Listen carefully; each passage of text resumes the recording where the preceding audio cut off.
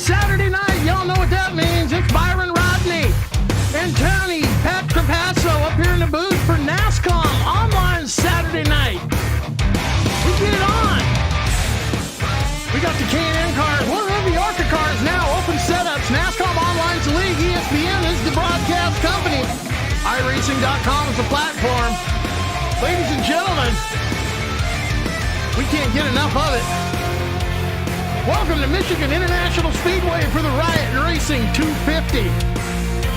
250 miles of racing here in Michigan. Stages, they're going to fall out. Caution will come out at the end of 30. End of stage 1. Caution out at the end of 60. End of stage 2. Then we race it out to the end. It's going to be a barn burner, Pat. What's your thoughts on this race coming in? Michigan International Speedway. Well, I'm really looking forward to this. It's going to be the first time we're going to see the brand new tire model as well as the combined with the new damage model. And I've been seeing all week that the new tire model does have blowouts. So, this is going to be, this is going to be fun to watch. And I can tell you right now, ladies and gentlemen, that, when that right front tire does finally blow, it's, hello, and you're into the wall before you even know what hit you. Yeah, it's not a snap, see you buy situation. It's a hello, outside wall. You tell the car, I want to turn. Car says, nah, I think I'm going to go straight. It's going to be interesting. I forgot we got the new tire model on this update. Yeah, this is very interesting. I just watched Derek Paulson in the number 6 just completely eat a load of hot garbage and wad the car coming out of 2. Well, qualifying's going on out on the track right now, and you can see who's got the top spot sitting up there. Kyle Vincent Gilbert.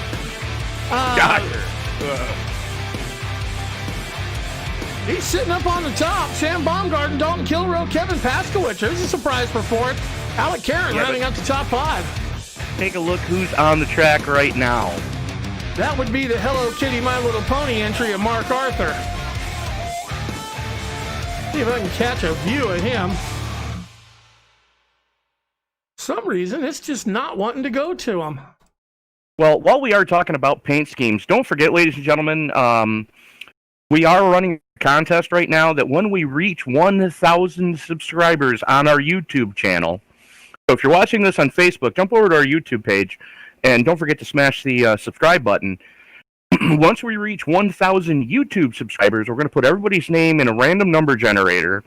We're going to draw out one name, and that iRacing driver will receive 3 free paint schemes on any car within reason. Well, we're going to take a quick break. I got a technical issue I got to handle real quick. I'm going to handle it, and we'll be right back.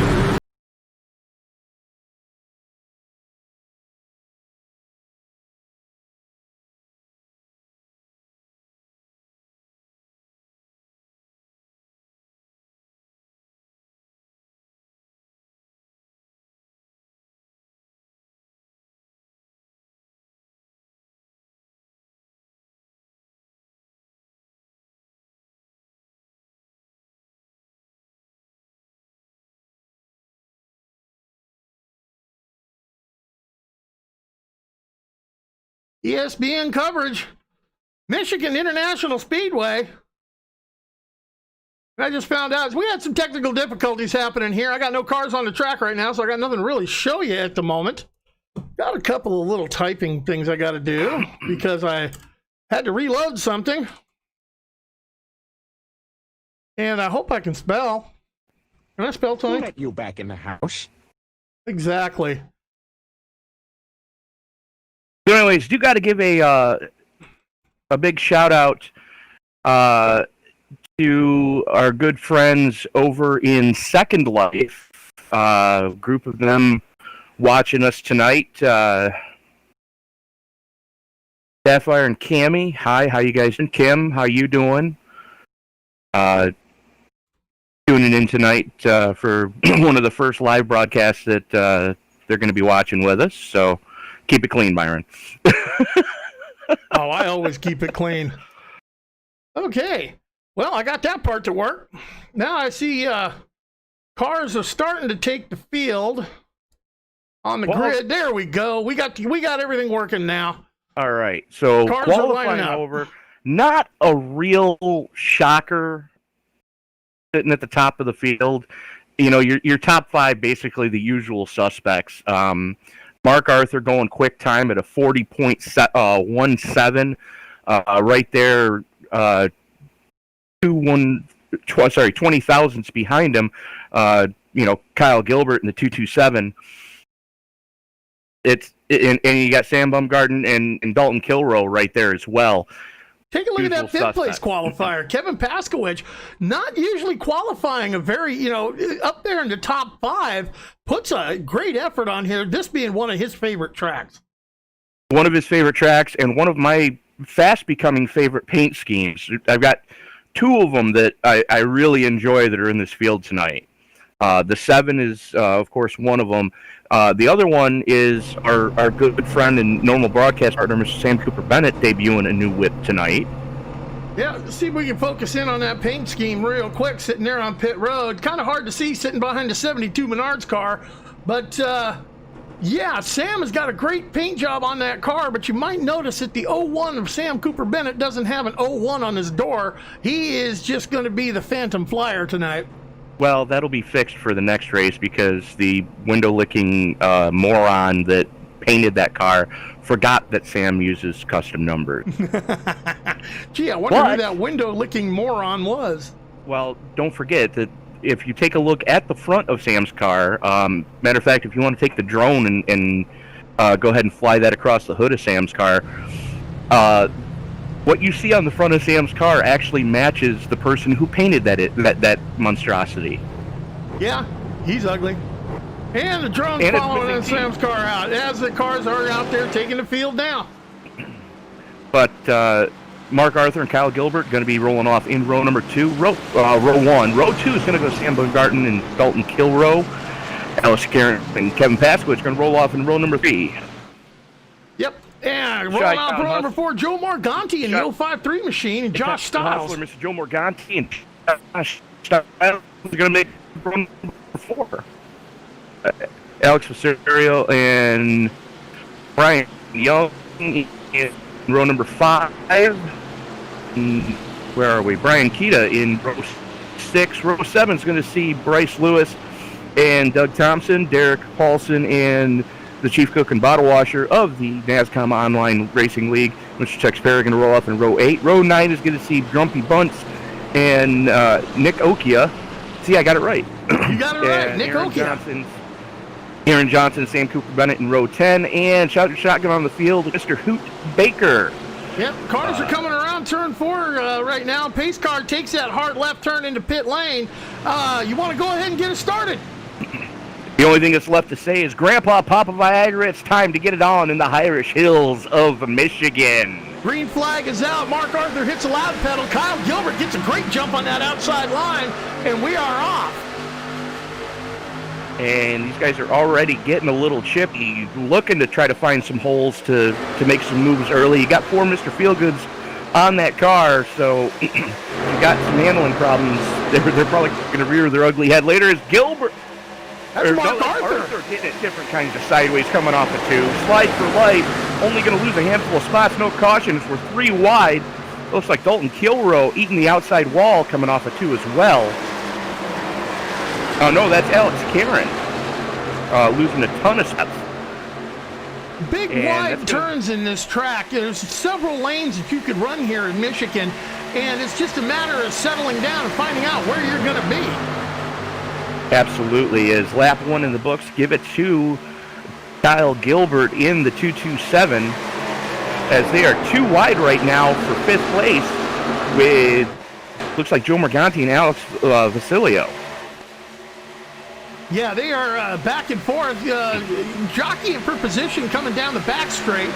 I noticed Mark Arthur drop back to 10th. He's back up to P8 right now and looking for more. Absolutely. Got a great run going to 3. Got the 6 of Derek Paulson to his inside. They're 4 wide for a brief second there, as Arthur backs out of it to discretion being the better part of valor, trying to save that whip for later, not wanting to burn his fast repair quite yet. No, and that's what these guys are doing. They're looking to see where the cars are going to run. They got to see what adjustments they're going to need to make on that first round of pit stops. And even though it's that wide of a track, folks, and it looks that wide on the screen, I got to tell you, it is not that wide for 4 wide. We had somebody just try to test the structural integrity of the safer barrier. I'm trying to figure out who that was. Looks like Nick Okia. Coming off of 2, he's running side by side right now with our good friend Sam Cooper Bennett, almost making contact going through the tri-oval. And they're just, a lot of these guys too, they weren't really able to run in big packs during the practice session because everybody was working on their qualifying sets. These guys are finding out very quickly that the aero push in this car right now is very real, especially when they're hauling off into turn number 3 at almost 190 miles an hour. Exactly. You take a look up in the front of the field. Kyle Vincent Gilbert's got a challenger right on his rear bumper in the form of Mr. 05, not the 053, the 53, Samuel Baumgarten. Very much so. It's Dalton Kilrow running side by side with Alex Vasilio right now. And don't look now, but dark in the water. Yeah. Hello, Kitty, My Little Pony. He's worked his way from 10th back up to the 5th position. And, yeah, he's looking for more. Never count out that pink car if there's any possible way for it to still be turning laps. No. In the past, we have definitely seen Mark Arthur drive some cars that were just wadded beyond, as we're under caution. Take a look to see what happened. I don't see what brought the caution out. Yes, I do. That would be Aaron Johnson in the 72 machine. Let's see what old camera 1 caught on the instant replay. Yeah, Aaron Johnson tangling with, looks like... No, it started with old Grumpy. Shocking. Grumpy's never afraid to use that chrome horn. No, Grumpy looks like he didn't use a chrome horn. He used the outside wall. Ooh, the 89 of Josh Stiles. That's who he used, was the 89 of Josh Stiles. Here we go. Got a better look at it here. We've got to look at the 89. He's on the outside, right behind Joe Morganti. He's got the 6 to his inside of Nick Okia. Yeah, Grumpy really nowhere to go, and Aaron Johnson just absolutely nowhere to go, as the 89 was parked sideways on a one-way street. And I'm going to say the hood tethers on Grumpy's car did work. Front end. Yeah, but they didn't work on Josh's. Well, I want you to take a look at Aaron Johnson. Or Josh Stiles, he rolls over Aaron Johnson's front bumper cover that he left behind on the track. Yeah. And that goes with the new damage model that we were talking about, folks. I love the way that iRacing is starting to roll this out. I can't wait to see it on the rest of the full-fendered fleet. Well, wholesale pit stops are going on. Everyone in the field decided to hit the pits. Take a look at what's running right behind the pace car right now.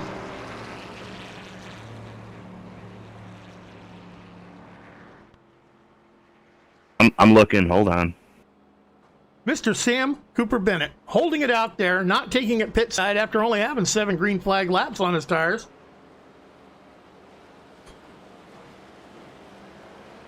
Oh, what could possibly go wrong here?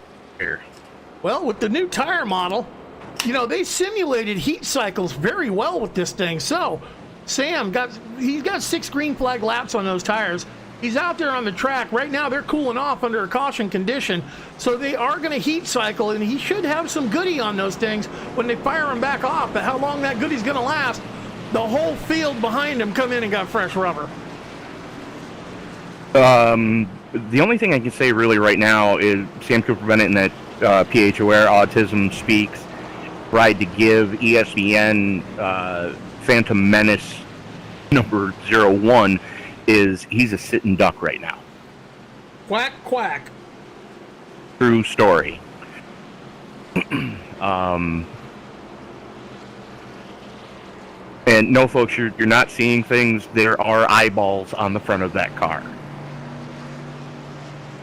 And teeth. And teeth. And it just so happens that smile is missing the same teeth that the guy that painted it are. But, yeah, Sam's going to be a sitting duck, especially starting that inside line. You know, he's not going to be on the best part of the track to restart this race. So he's going to have to get the restart of his life. Granted, he does control the button, but we're going to see how this works out. As Cooper Bennett and Gilbert going to be starting on the front row. So you got Cooper Bennett, Gilbert, Samuel Baumgarten, Mark Arthur, and Kevin Paskowicz. Yeah. And Kevin Paskowicz and Doug Thompson, you know, as your top 6. Sam's a sitting duck. But he had to try it. You know, it's all about points racing right now. As the lights are out on the pace car, field working its way into the 3-4 complex. This should be interesting to see what happens. I don't think Sam's going to spin his tires. I don't think that there's a possibility of doing that. They've only got a handful of green flag laps on, and like you said, Sam was able to cool those tires off. We're about to see what happens. Pace car making the first move. Pace car now in. Sam has control of the field, holding them down. Finally pulls the trigger. We're back underway as Kyle Vincent Gilbert going with him, staying with him. Cooper Bennett being the first one to the stripe, but Kyle Vincent Gilbert going to be able to hang tough on that high line with those 4 Mr. Feelgoods. Yeah, Sam Cooper Bennett taking the low line around the track, the shortest way around. Kyle Vincent Gilbert on the high line with the momentum to carry him around. We'll have to see where it goes. Oh, Sam gets it a little loose with those older tires off of the corner. He does a great recovery, but loses a bunch of spots back down to P10. Still plenty of racing left in this event. You know, 14, 15. And dropping like a stone. Well, it's the whole discretion being the better part of valor. He's going to jump right in behind Hoot Baker. Sam and Hoot have run really well in the past together. We're going to see what happens as give that lap to Gilbert. Arthur right on his back bumper as they come across the stripe going into 1. Well, yeah, Mark Arthur got a half-second deficit to make up. Samuel Baumgarten in tow. Doug Thompson and Alec Porcelio. Kevin Paskowicz back down to 6 as another one gets it a little loose and has to make that recovery. 2 cars back behind Kevin. That would be... Oh, that was Alec Porcelio. Got it a little loose. No, it was Doug Thompson that was 8 different kinds of loose. Oh, Doug's in a different paint scheme than I'm used to seeing him tonight. Yes, he is. Running the Slayer paint scheme tonight. Nice.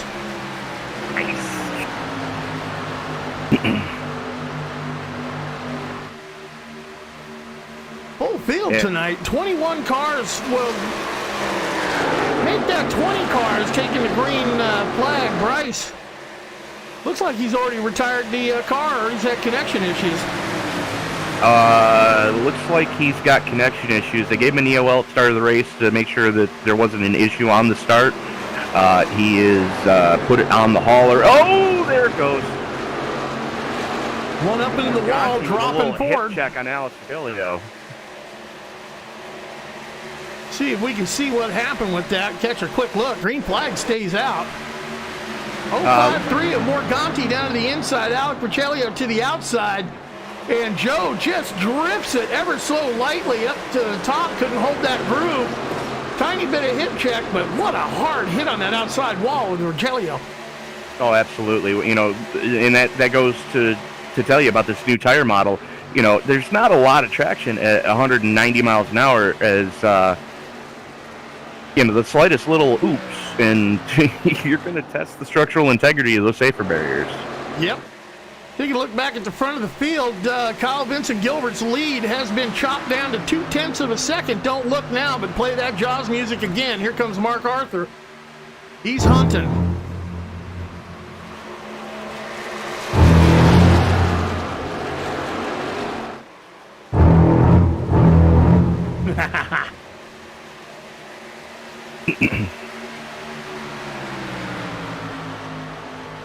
But yeah, no, these guys are, you know, no stranger to racing each other, and you know that they're probably running different setups right now because, you know, Kyle likes to have his race car feel one way, Mark likes to have his feel a different way. You know, so it's going to be interesting to see who's got better long run setup on his car. Yeah, and also, you know, I also want to point out that not only they've raced together for a long time, so they know how each other are. Excuse me, the respect between these two, but I want you all to pay attention to the professionalism. As you see Mark Arthur just stalking him, he is not pressing the issue, not making a wrong move real hard. He's waiting on Kyle to go ahead and make the mistake. As Kyle washes up, gets that low line. Can he hold that low line as Mark Arthur goes, looks like he's going to go around him and get a lap lead. Well, drag race to the stripe, and give that one to Mark Arthur. Give that one, and Kyle Gilbert just saying, yep, go ahead. I'm just going to stay up here and, you know, draft with you, and we're going to pull away from everybody. 28 1/1000ths of a second at the stripe, by the way. You know, that's just insanely close as Gilbert almost eating the outside wall coming off of 2. Going to lose a lot of track position. Sam Baumgarten starting to reel him in right now. Yeah, as they were side by side, that was the best thing Sam Baumgarten could see because it allowed him to catch up to the rear bumper of those two real fast, a lot faster than he would have as we're working lap 15 of 125 halfway through the first stage. Absolutely. Is Kyle Gilbert right now in the middle of a top flight racing sandwich with Baumgarten and Mark Arthur running 1 and 3. Gilbert holding down that number 2 slot, and they are really starting to walk away from Doug Thompson right now. As Baumgarten gets the slot away from Gilbert coming off a 2. And Gilbert, I think he may have tagged the outside wall with the right rear of his car and might have done a little bit of aero to it. Aero is going to be really a big thing. Keeping the fenders straight on these cars is going to be a big thing here, especially at the high-speed 2-mile oval of Michigan. Oh, very much so. You carry so much speed through the corners here that the slightest little crinkle in that sheet metal will definitely cost you, as Dalton Kilroe having a first you say it, then you do it kind of moment, as Wyatt Rosario, Derek Colson, and Dalton Kilroe slugging it out right now for the number 10 slot. Yeah, throw a blanket over those three contesting for that spot. Looking up a little further, Grumpy looks like he's taking that fast repair early because we saw that hood. If it wasn't for the tethers that they put on the hood, his hood would have been left on the track a long ways ago. As he's working up behind Nick Okia. And don't look now, but look who's starting to come up to the front. It's Joe Morganti in P6. Joe Morganti starting to make his way forward. Doug Thompson falling like a stone right now. You know, the real-life job that I've got gives me the opportunity to actually, sometimes I'm in the city where a lot of these drivers are that we talk about, that we watch on iRacing, and I actually got to have dinner and meet Joe Morganti yesterday. For the first time. Took a picture with him. First comment up, that was a whole lot of ugly. What a coincidence. That's exactly what was said the first time you, me, and KP took a picture together by Joe Morganti. Yeah, you know what? I'm going to remind him of that. We're going to remind him of that. We are definitely going to remind him of that. Back up at the front of the field, Mark Arthur, you know, fresh air's king on his car. Samuel Baumgarten rolling right behind him. Let's jump on board with Mark Arthur and see what it's like, see what it takes to get a lap around here.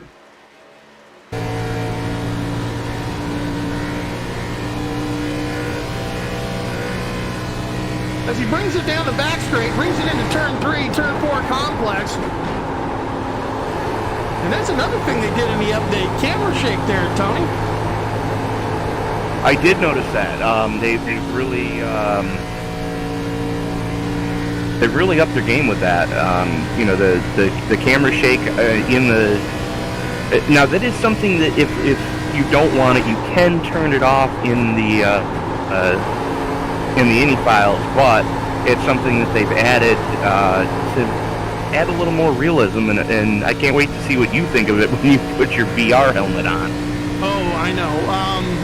I've done a little bit of racing when I put the VR on, but I haven't been, you know, playing with those camera angles. As we watch Mark Arthur hustles it off into turn 3 and 4. Let's talk you a lap around here. He comes off of turn 4, hauling the mail, 180, you see it 170 miles an hour. He brings it down below the apron line, crosses the start-finish line, washes it ever so gingerly back up to that outside wall so he can get that long arc into turn 1.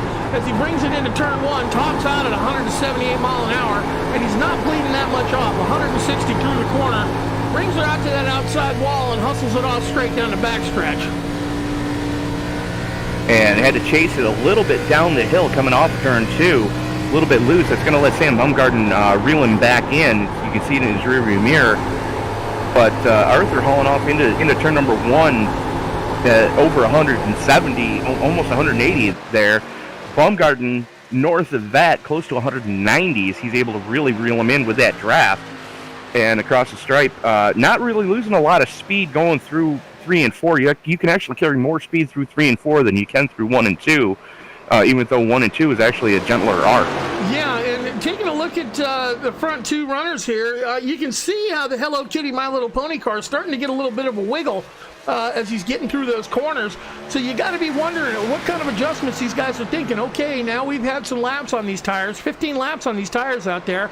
What am I going to have to do so I have a long-run car with this new tire model? Well, the first thing I'm doing is I'm taking at least a half a round out of the right rear spring. Is Baumgarten taking it pit side already? Samuel bringing it in, electing to bring it in 8 laps before the stage. Interesting strategy call there. Unless he had a tire go down. I don't think he had a tire going down, but I'm thinking that you're not going to make 30 laps with, You're not going to make 30 laps on a load of fuel. No, but they were only out there for 15 on that run. Some of them were. Some of them are still out there. All of them. According to my timing and scoring, I've seen the whole field's out there on 16-lap tires. Pretty much everyone pitting under that last caution. The only one who didn't is Sam Cooper Bennett. Well, Sam Cooper Bennett's in the pits right now. There we go. So that makes Samuel Baumgarten and Sam Cooper Bennett. Now here's the thing. Let's take a look at Sam Baumgarten. He's already back out on the track. Did not go a lap down, Tony. He did not. He was able to hit his marks and maintain that pace as 42 seconds, 43 seconds is a lap around Michigan International Speedway at speed, fired off in anger. With his pit stop, going in, taking 4 fresh tires, a full tank of Go Fast, back out on the track, he's 21.5 seconds behind the leader. Something's going on with Mark Arthur. Or 30 seconds, I'm sorry. Something's going on with Mark Arthur. He is really fallen off the pace. Falling back into the clutches of Nick Okia and Tex Perry. Well, the boss got around him. Moved Tex Perry up to second place. Dalton Kilroe getting around to both of them, move him up to first after Samuel Baumgarten made that stop. Could it be this new tire model that Mark Arthur has just missed the setup a little bit, and he's worn all the goodie off those tires? Well, that's a safe assumption because the pace that those guys were running, he's over 4 seconds off where he was at the start of this stint. Well, I'm showing his last lap, Mark Arthur's last lap, 45.5, Dalton Kilroe's last lap, 43.0, and they're on the same number of laps on their tires, so Mark Arthur has definitely got something going on with his car. I'm looking and I'm not seeing any damage on the car as far as body work, but I mean, I knew they rolled out the new tire model, but that car looks like the tires just fell off the cliff. Well, there's another thing I want to bring up. We watched Samuel Baumgarten working one fuel strategy, bringing it in early. As we're four laps away from the end of the stage. Could it be that Mark Arthur is just trying to Carl Edwards the field to make it to the end of the stage without a stop? Well, he's probably just, I mean, this would be the time to do it, because you're not,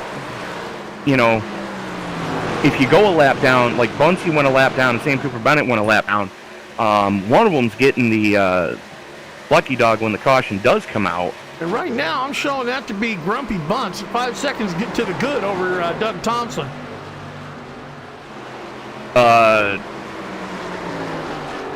Thompson's still on the lead lap. I'm showing Thompson 1 lap down. He brought it pit side. Grumpy brought it pit side. Oh, there it goes. Kyle Vincent Gilbert bringing it pit side. Tony, fuel strategy in play. Mark Arthur is hunting for the end of this stage. I'm thinking he's working hard to see exactly how much he can squeeze out of a can of go-go juice. He was leading the vast majority of this segment. He's probably just seeing, what type of fuel save he can do right now. And if he can get... making notes maybe for the end of the race? Yeah, because you figure he was in on lap 5. So he'll have gone 25 laps under anger. And, I mean, that's a hell of a run here at the 2-mile Michigan International Speedway. Yeah, we're 1 lap away from... Well, actually, at the end of lap 30, when they cross the line at the end of lap 30, we're going to see the caution come out for the stage. We're going to hand out stage points. Mark Arthur giving up the stage points to maybe get some track position, maybe making some notes. Because taking a look at after last week's race, there's only 4 points separating Samuel Baumgarten from Mark Arthur at the top of the leaderboard for points. And just watch Kyle Gilbert get his lap back the hard way. But, I mean, he's trying to do everything he can possibly figure out, Mark Arthur is, to see, if I have to, how long can I stretch it? Well, and also, that's going to bring up another thing, too, because I've got a lot of cars out on the lap, on the track stretching it. A lot of cars have come in and pit already. Are those cars that came in and pit already going to pit at the stage again, or are they going to keep out there for track position, knowing they're going to have to come in maybe on another possible green flag stop as the caution comes out for the end of the stage? There it is, folks. Dalton Kilrow is going to grab your stage win. Alec Karen, Derek Paulson, Tex Perry, and rounding out the top 5, Josh Stiles. Joe Morganti getting 6th place points. Wyatt Ruggiero is going to get 7th. 8th going to Kevin Paskowich. 9th, Hello Kitty, My Little Pony got stage points in the 9th position. And Brian Keto rounds out your 10. Well, from what I've seen, a lot of these guys are going to have to make adjustments. And the best time to do it is when that yellow flag is out, because you're going to lose a ton of slots, trying to move the weight jackers under green.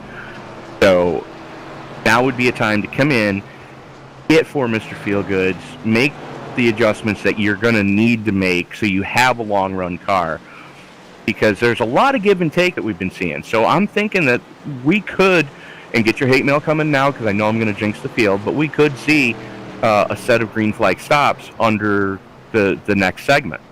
There was a couple of cars that came in before pit road had to have been open, the boss, Tex Perry, being one of them.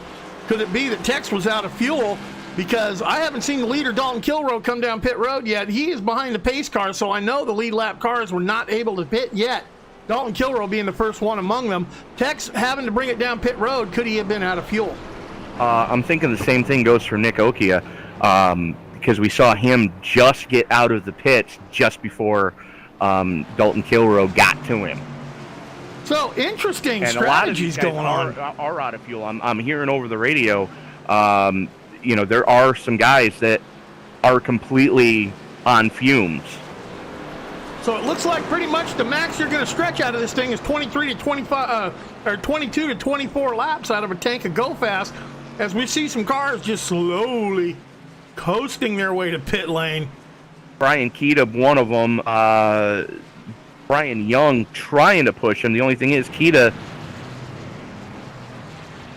just completely out of go-go juice. That is going to make some interesting calls for admins of cars, that are out of fuel. Other cars have to stay behind them, or iRacing, automatically is going to black flag for passing under caution. So, you got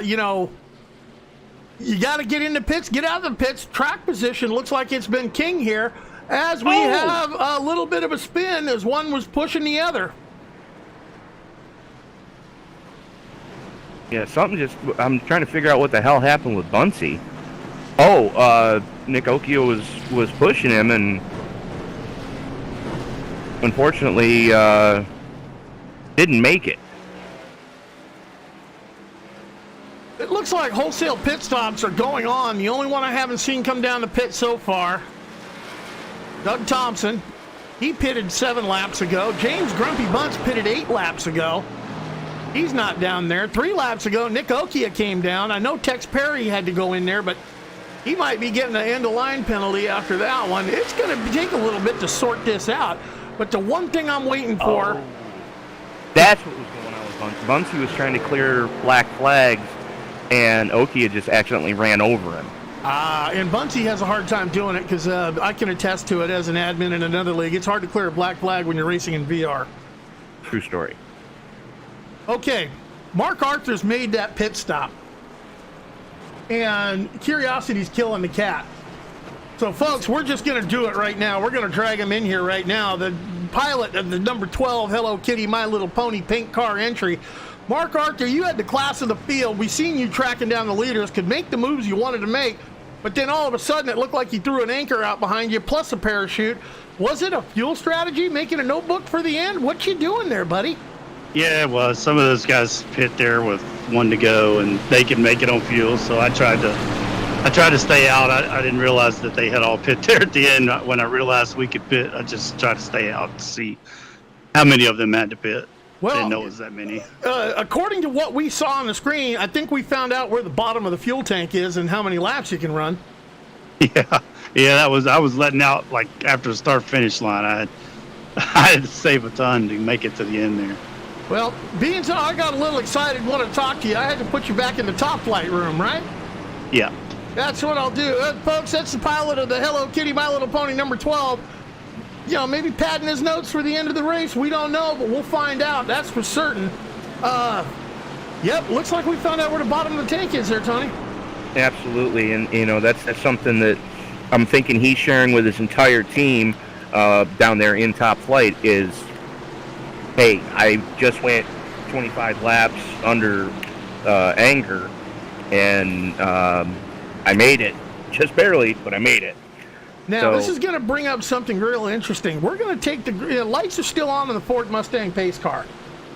And I'm assuming the lights are going off right now as we cross the start-finish line. Yep. So we are going to take the green on lap 36. We saw these guys stretch it 24 laps. That's 24 to the end of stage at lap 60. Do you think they can do it if we stay green the whole way? I think you're going to see somebody try it to try to, figure out exactly how Mark Arthur did it. Do I think it's going to work? Probably not. Well, I can tell you how he did it. He threw a parachute out behind the car like he was a drag racer at the end of his run. Well, you heard him saying that he was letting off at the start-finish line go to make it into turn 1 and have that tank last. And we talk about it being not a game, a simulation, folks. iRacing even simulates where the pickup tube in the fuel cell is. And, you'll see guys get down on that apron to try to get enough fuel to get back around the pit lane. 2-mile track is a long way to have to go around on no tank. Absolutely. And, while we're at it, we are we're inching ever so closer. Ladies and gentlemen, I hate to be that kind of guy, but Don't forget to like, favorite, and subscribe. Refund, reshare it, tattoo it on your face. Ladies and gentlemen, what Tony's referring to is the subscribers on YouTube right now. We have a contest. We're giving stuff away with a random number generator from 1 to 1,000. When we hit our 1,000 subscribers, as the green flag comes out, and I have news on the subscriber base, Tony, they are at 994 right now. Folks, 6 more subscribers, and we're going to hold a drawing. Someone's going to win some prizes.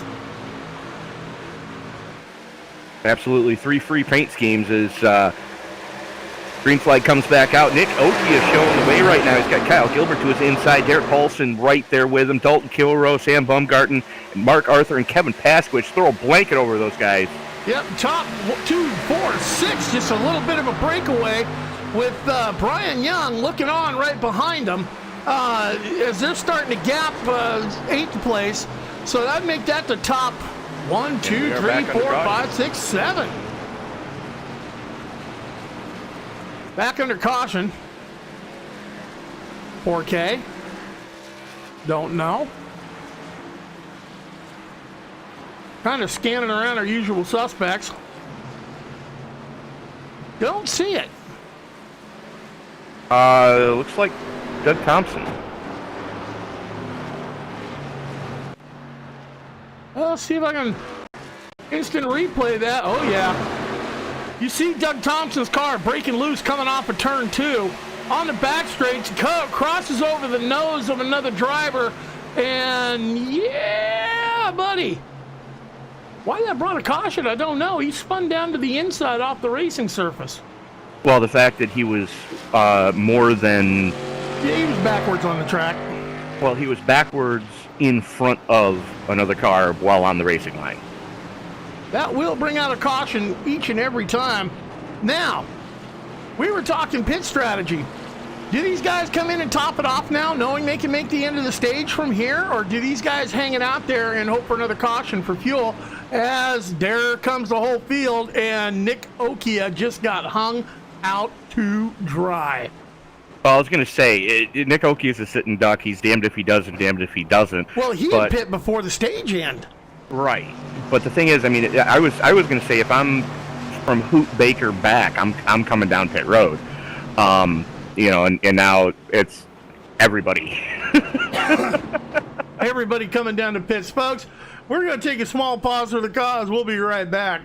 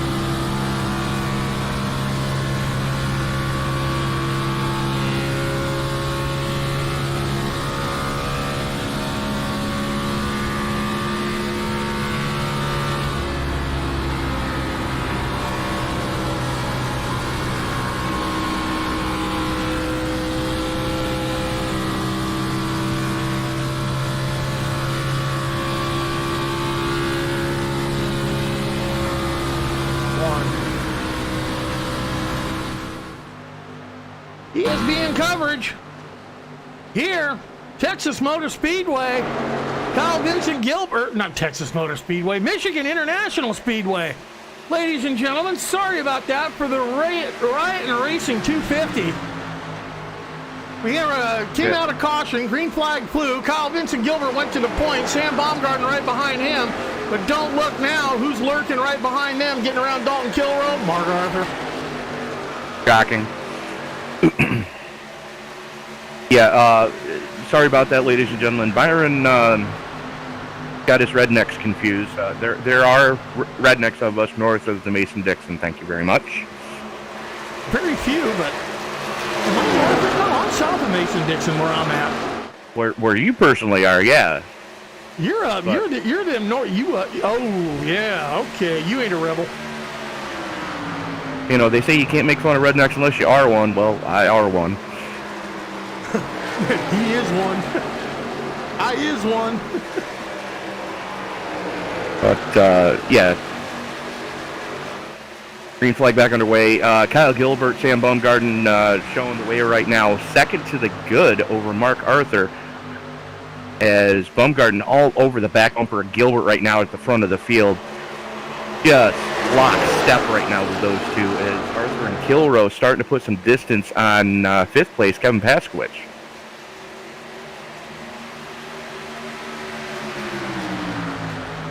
Sam Baumgarten been doing everything he can short of going up and doing the old bump and run on a super speedway kind of thing, trying to get around Kyle Gilbert. Kyle Gilbert doing everything he can to make that car look as wide as he goes, and here goes Baumgarten. Baumgarten going to take the short way around, see if that's going to help him at all, as does not go down to the apron. I think that messed up Gilbert a little bit. You know, Gilbert had to kind of change his line going into one. Yeah, Mark Arthur has just got to be loving the side-by-side racing going on, because that's allowed him to catch up and Dalton Kilrow to do the same darn thing.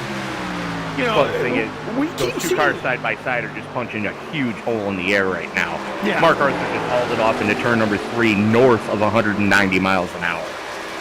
Yeah, who says aero isn't real, folks, even in these cars? Move Sam Baumgarten to the point. Kyle Vincent Gilbert fading back to second, and now Mark Arthur is looking. He can sniff the position. Looking for some clean air as he hauls it off into turn number 1. And those guys are just skating ever so slightly coming through the 1-2 complex, Byron. Yeah, I'm noticing a tiny bit of dirt tracking going on. And you got to, I'm going to be honest with you, folks. When you can get the car hanging out sideways and still keep control of it as you get around that corner, you as a driver are doing in the business what we call having fun. Absolutely, and that's the one thing that I heard when the real-life racing world went on hiatus because of the whole pandemic. A lot of those drivers came into the sim racing world and like, oh, no, you can't feel the edge of the car as well as you can in real life. Well, you just need to practice more, because these guys are showing that you can hang this car right on the edge. Oh, yeah. And make some real fun moves. They aren't just hanging it on the edge, they're hanging it out there. Yeah, they're playing tightrope walker with a razor blade. Taking a look back through the field, Sam Baumgarten on the point, Mark Arthur right behind him, Kyle Gilbert about to get past for third place, moved Dalton Kilrow up to third after that pass across the start-finish line. So Dalton Kilrow to third, Kyle Vincent Gilbert fading to fourth. Kevin Paskowicz holding fifth, but he is under attack by the sixth-place driver, the boss, Tex Perry. Doug Paulson holding down a strong seventh place. Wyatt Ruggiero in eighth. Brian Keita holding down ninth. And I want you to take a look at what's going on for 10th place. What is that 82 car doing in Michigan, man? He is making a statement. Yeah, I still got to know, what the hell is a hokey? You don't know what a Virginia hokey is? All I know is it's a stone the football team slaps before every game. You know what? I'm not redneck enough to tell you, man. You know me, I'm a California farm boy. Yeah, true story. But I do have to ask, and Byron, maybe you know the answer to this one. Hopefully you do. Being as you're a West Coaster. Former West Coaster. Well, former West Coaster, born and raised. Might have remembered this little race that they used to run at the Phoenix International Speedway every March, I believe it was. Called the Copper Classic. You know what? You need to talk to Kevin Harvick, both Busch brothers. That being a local track, or kind of a track kind of in between for those guys. Yeah, I do remember that race. Okay. Well, the reason I bring that up is they used to run a class called Super Modified. And one of the most dominant drivers in the Super Modified division on the West Coast was a driver named Reggie Ruggiero. You know what? I want to say I remember the name, but I can't for certain. Well, under the next segment break, I think we need to bring Mr. Wyatt up in here and find out if he is related to the great Reggie Ruggiero. We just might do that. Next segment break, 10 laps away, as we see Mark Arthur working his way, getting around Sam Baumgarten the hard way on the outside. Well, trying to. Sam Baumgartner, definitely holding tight on that inside line. Short way around, going to be the quick way right now, but he's going to be burning what little Caution goodie on the is track. left. Doug Thompson, one more time. See if we can see what happened there. The caution flag flies. Doug Thompson, where are you? Just got it tight. The tires were gone. Doug Thompson involved. Aaron Johnson involved. And I've been handed a note. Aaron D. Johnson, man, he is back in the league. It's been a while since we've seen that name in NASCOM. And Aaron, my hat's off to you. I'm going to tip the hat to you, Aaron D. Johnson. And Tex did not tell me to call you Aaron D. Johnson.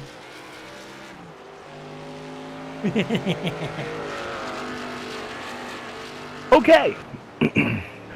I had to throw that out there because, I'm not complete unless someone's going to kick me into ding-ding by the end of the night.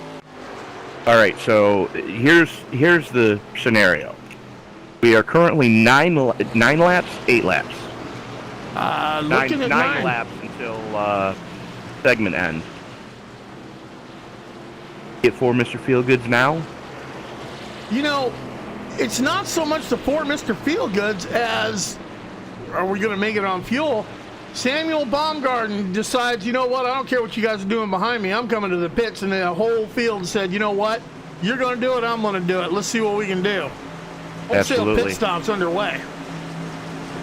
Kind of have to at this point, as Well, you saw the tires going away, and that last caution flag was brought out just flat out by tires being used up. Did not have the traction out on the grid to hold that car down, and drifted up, and here we are. Taking a look at the weather conditions, 84 degrees out, ambient temperature, but Tony, take a look at that track temp, 112 degrees. that's pretty warm. Now, this is a sister track, as we see the race off of pit road. Sam Baumgarten on first, Sam Baumgarten off first. But this is a sister track to a track out in Fontana, California.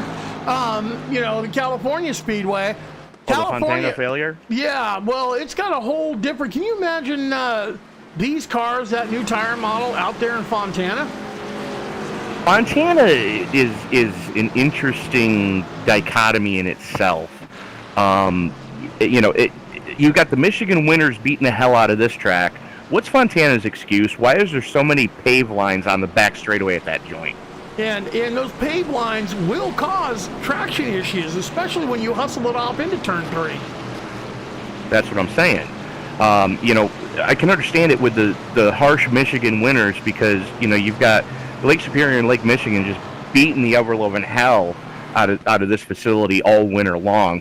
When I say winter, I'm talking about northeast version of winter, and the Midwest version of winter, Great Lakes area, where winter starts on Labor Day. Yeah, but the Fontana track sees nothing but sun all year round, and a lot of it brutal sun. Okay, but my point is this: as the lights go out on the pace car, we'll agree to disagree, and we'll hold this discussion for a later time. But my point is this: there are just so many cracks at that Fontana facility. Yeah, you've got sealer lines here, but they're straight sealer lines. The one at Fontana, you try to follow the sealer lines and you zigzag like a drunk down snail. It looked like a drunk snail left it on the track. Pretty much, yeah. Yep, I feel you on that. It's like the guy that was supposed to repave the highway had one job and he decided to do it on a fifth of Jameson. You saw that picture where he just painted right over the run over armadillo? Yes. Case in point. Yep. That is the king of not my job. Absolutely. Sam Baumgarten going to have the button when we go back at green here. Dalton Kilrow, Tex Perry, Brian Young, Derek Polson, Kevin Pasquich, Kyle Gilbert, Wyatt Ruggiero, Hoot Baker, and Josh Stiles rounding out your top 10 as the field working its way through the 3-4 complex. Byron, why don't you get us going again? All right, Mustang Pace Car's got him in tow. He's coming around off of turn 4. Look for the Mustang Pace Car to go ahead and make that hard left turn into pit lane.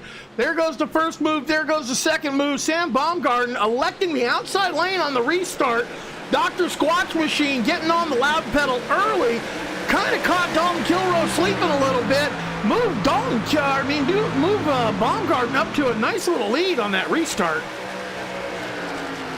And Derek Polson stacked the entire field up behind him because the green flag came out and Polson's car went, I don't know where I want to be.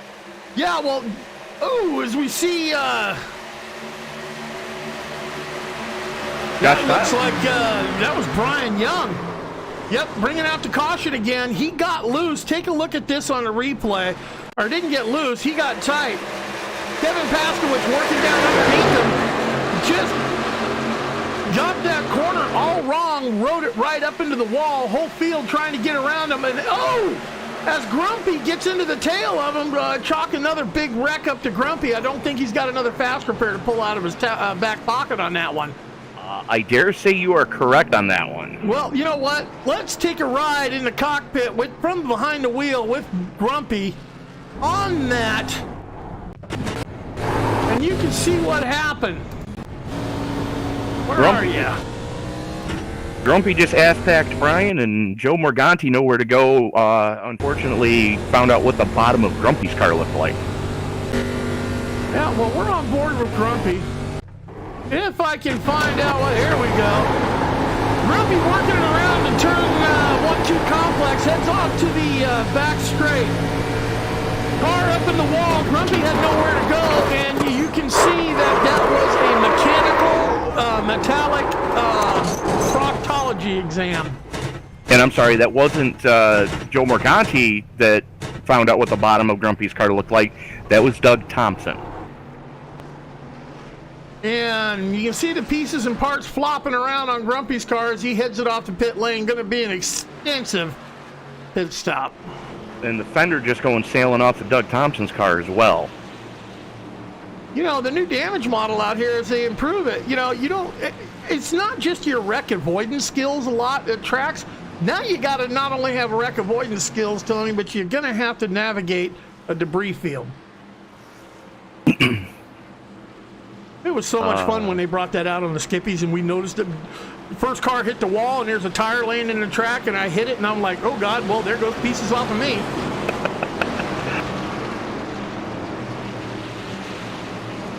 As Sam Cooper Bennett getting the lucky dog on that one, so that's going to put us with 19 cars left on the lead lap. Hopefully. I don't mean to be laughing because Grumpy's got to be about ready to, Oh, he's working his namesake right now. Yeah. Number 22 LB Plastics machine. I can shout out to the boys at LB Plastics. They're usually playing poker on a Saturday night, watching the broadcast, while Grumpy's out there running. They're playing poker, winning and losing money, and I don't understand how come. I'm going to ask the question again, boys, why didn't you invite me? I ain't that dang far away.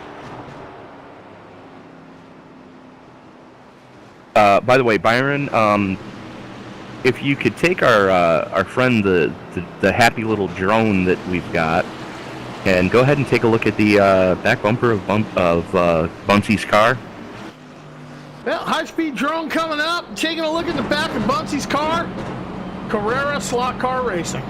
Suicide passing side. Well, it didn't quite work out. If those stickers would have been on the car that Grumpy ran under a little bit ago, he'd have split them right up the middle. What do you call the middle side? The wife's part of the bed. I was going to say the Jenna Jameson. Okay. I'm going to give you the win on that one, my friend. And I'm going to steal the hell out of it. Winning. Lights are off on the pace car. Field is formed up 2x2. We got 3 more laps to the end of the stage.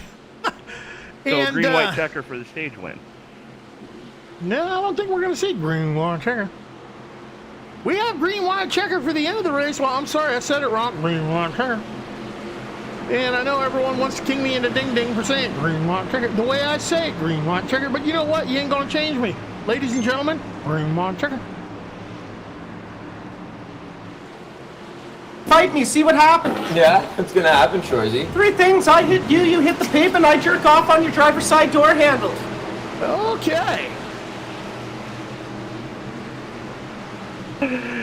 The lights are out on the Mustang. Can you do me a favor? What's that? Hit your research button on your replay, go back in time and see what happened to the number 7 machine. He's called it a night. Kevin Paskowitz has put it on the hauler. As the green flag comes out, Sam Baumgarten gets a great jump. Derek Paulson on the outside. And Dalton Kilroe down low for second place. But if you take a look, there is a gaggle of cars.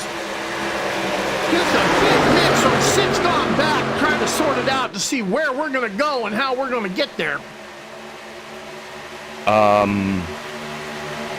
will have to do some research on this one. I hope there wasn't a power outage situation over at the Paskowitz home. Well, he manually disconnected. It wasn't the throughput.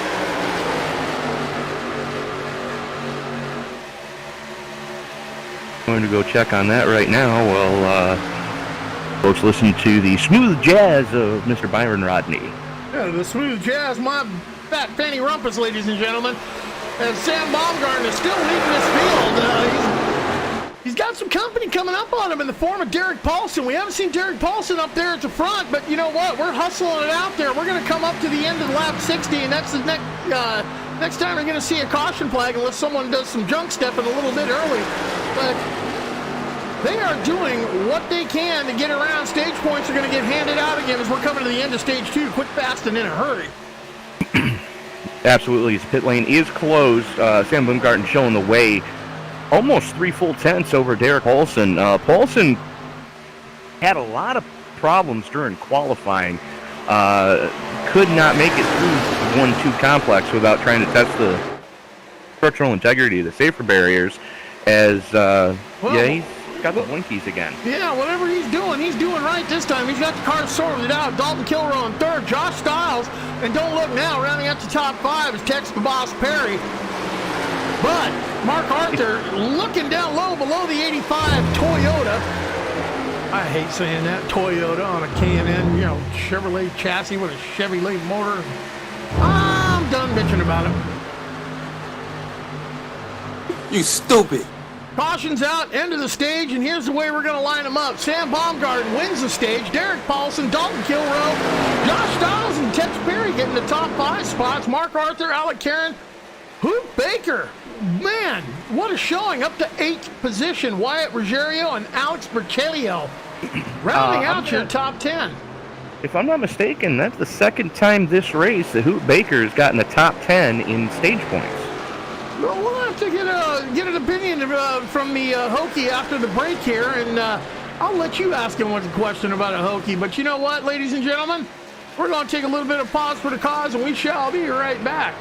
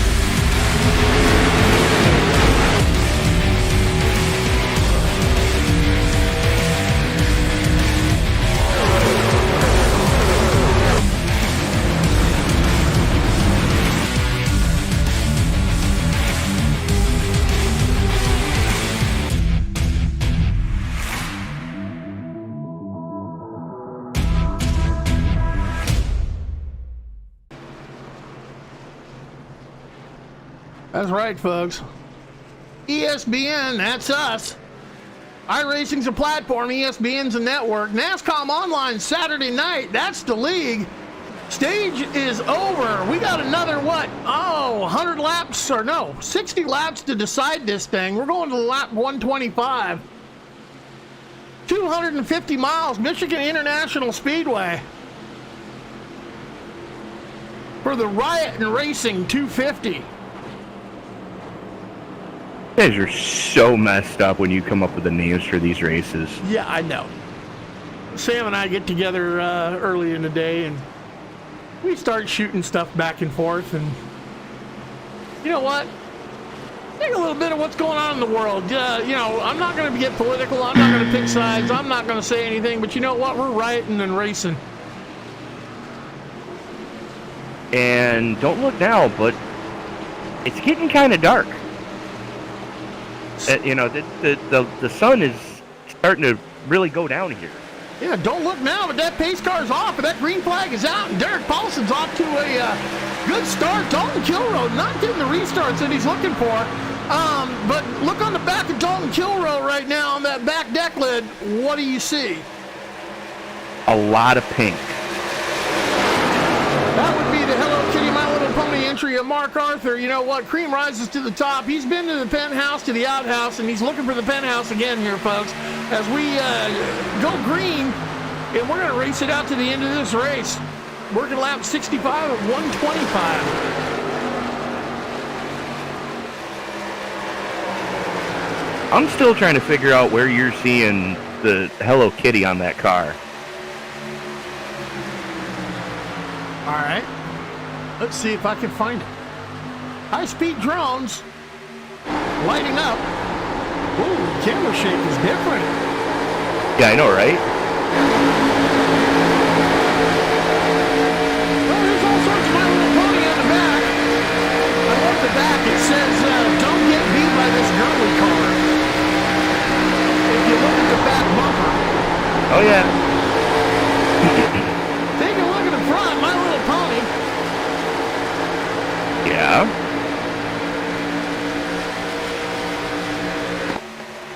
Shut up and leave me alone. I don't see the Hello Kitty, but you know what? I'm calling it the Hello Kitty My Little Pony because that was what he was racing before.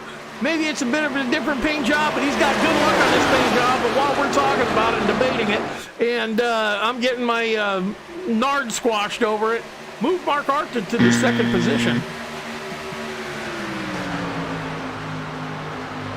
As Derek Paulson leading the race, but still got the blinkies. Yeah, he's got the blinkies. Dalton Kilrow in third. Don't look now. What's that in fourth place? The 053 machine and Joe Morganti in the LBTV entry. And Alec Bocelli all over him. Oh, no. Caution on the track. Guess who?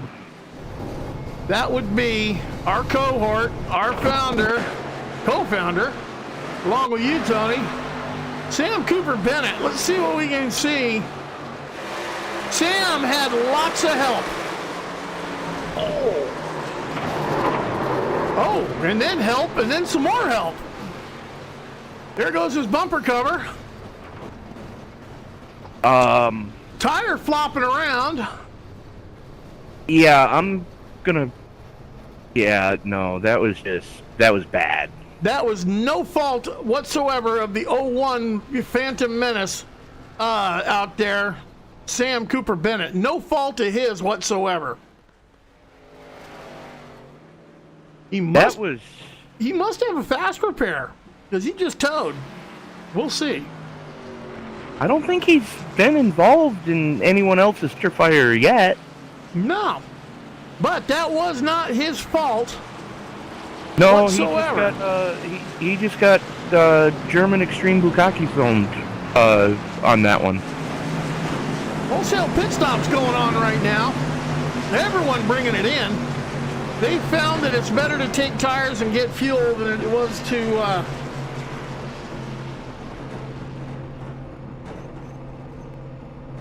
Well, I just got a message from the 07 driver, Kevin Paskowicz. Everything's fine, folks. There's a, I'm going to mention one name, and I'm going to let you describe it. Pepper.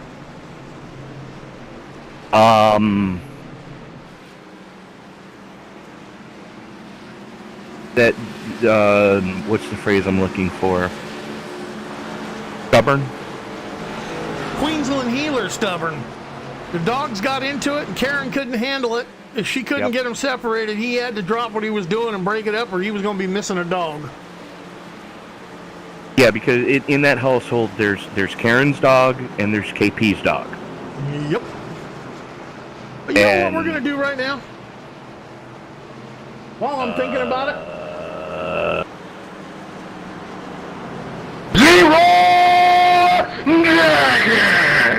Our in-race reporter, the driver of the number 82, sitting in 9th position, been as high as 5th. Hoot Baker, man.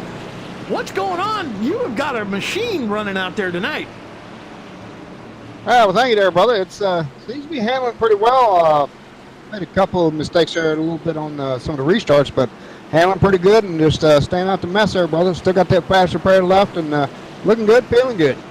Well, it sounds like it. You know, Tony's got a question for you, and I couldn't answer it, so you're going to have to answer it. The hell's a Hokie? It's a Virginia Tech mascot, and those are things I can't explain right now. Like I was telling Byron, the only thing I know that's called a Hokie is the stone that the football team constantly slaps. Well, there's the name just goes back and back. There's all the stone that the university's built out of is called Hokie stone, and I don't know why it is, but it's all Okay. Anyway. There you go. All right, we're going to let you get back concentrating because you are rolling and up there in the top 10. Lights are off in the pace car. Concentrating your restart, man. We'll talk to you later. All right, thanks. You bet. Let me translate that, folks, for you. That's things I can't get into right now. He don't know either. Yeah. I love Hoot, man. He's, how long have we known Hoot and been racing with us over at Paskey's? Well, I met Hoot back when I was still running in an open wheel league that we shall never mention. Oh, the name that shall never be mentioned again? Yes. Unless multiple hundreds of dollars are paid back that are owed to people.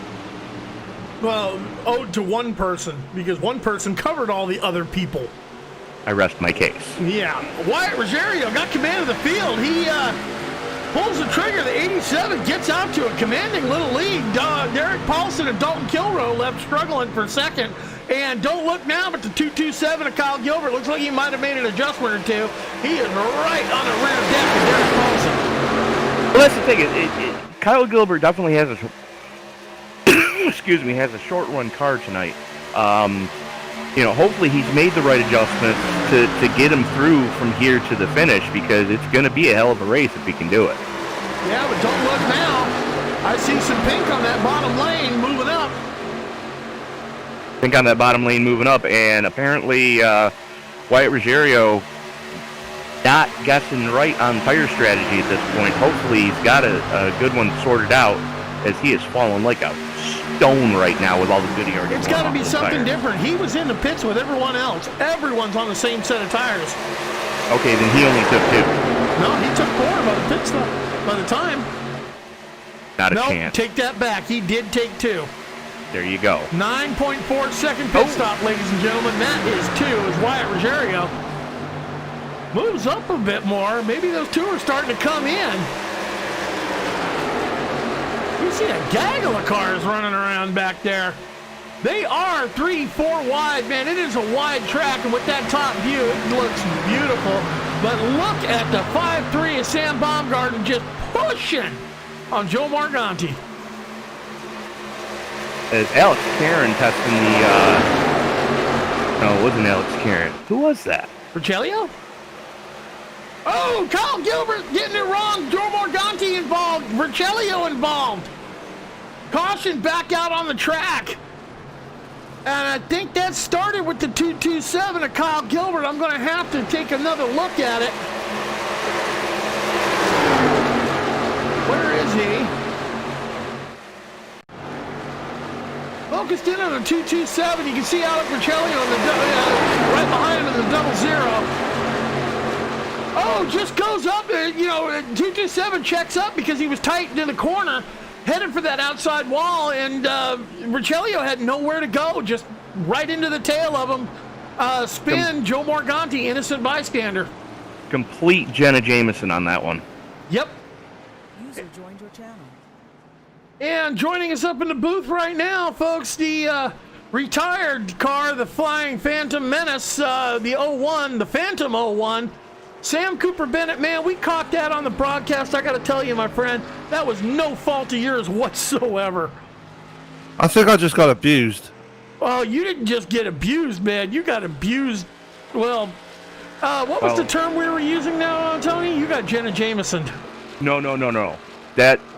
That was a German bukkake. Ah, gotcha. Are we allowed to say that on the air? I just did. And he's the one who told me to tone it down. Yeah, it's a shame because I was just getting the car dialed in and I was just getting the hang of the car and it was starting to run really well.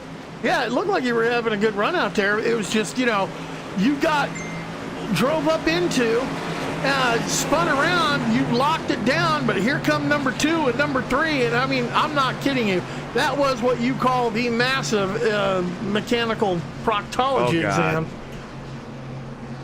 Oh, no. Oh, no, what? The 53 and the 53 are fighting with each other. The 53 and 53? Yeah. That'd be Sam Baumgarten and Joe Morganti. I love the 53s. Yeah, they're fighting like a married couple. Yeah. Now let's talk about the 053 of Joe Morganti. As we've raced with him in other leagues, and there have been, some anger issues, whatnot. He took a step away. He uninstalled, just suspended his iRacing subscription for 6 months, come back to it with a fresh look. And gentlemen, has his skill level and his outlook on this thing and his ability on track, I mean, to me, he stepped it up a level with a new attitude. I'm not going to say that you're wrong, but the peanut gallery got awful quiet on that, folks.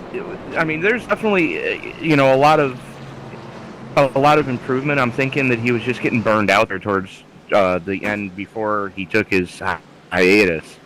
Sabbatical, we'll call it. Yeah, the fresh outlook has definitely helped a lot, and if I'm not mistaken, right towards the end of that, he started doing some real-world racing to kind of clear his head.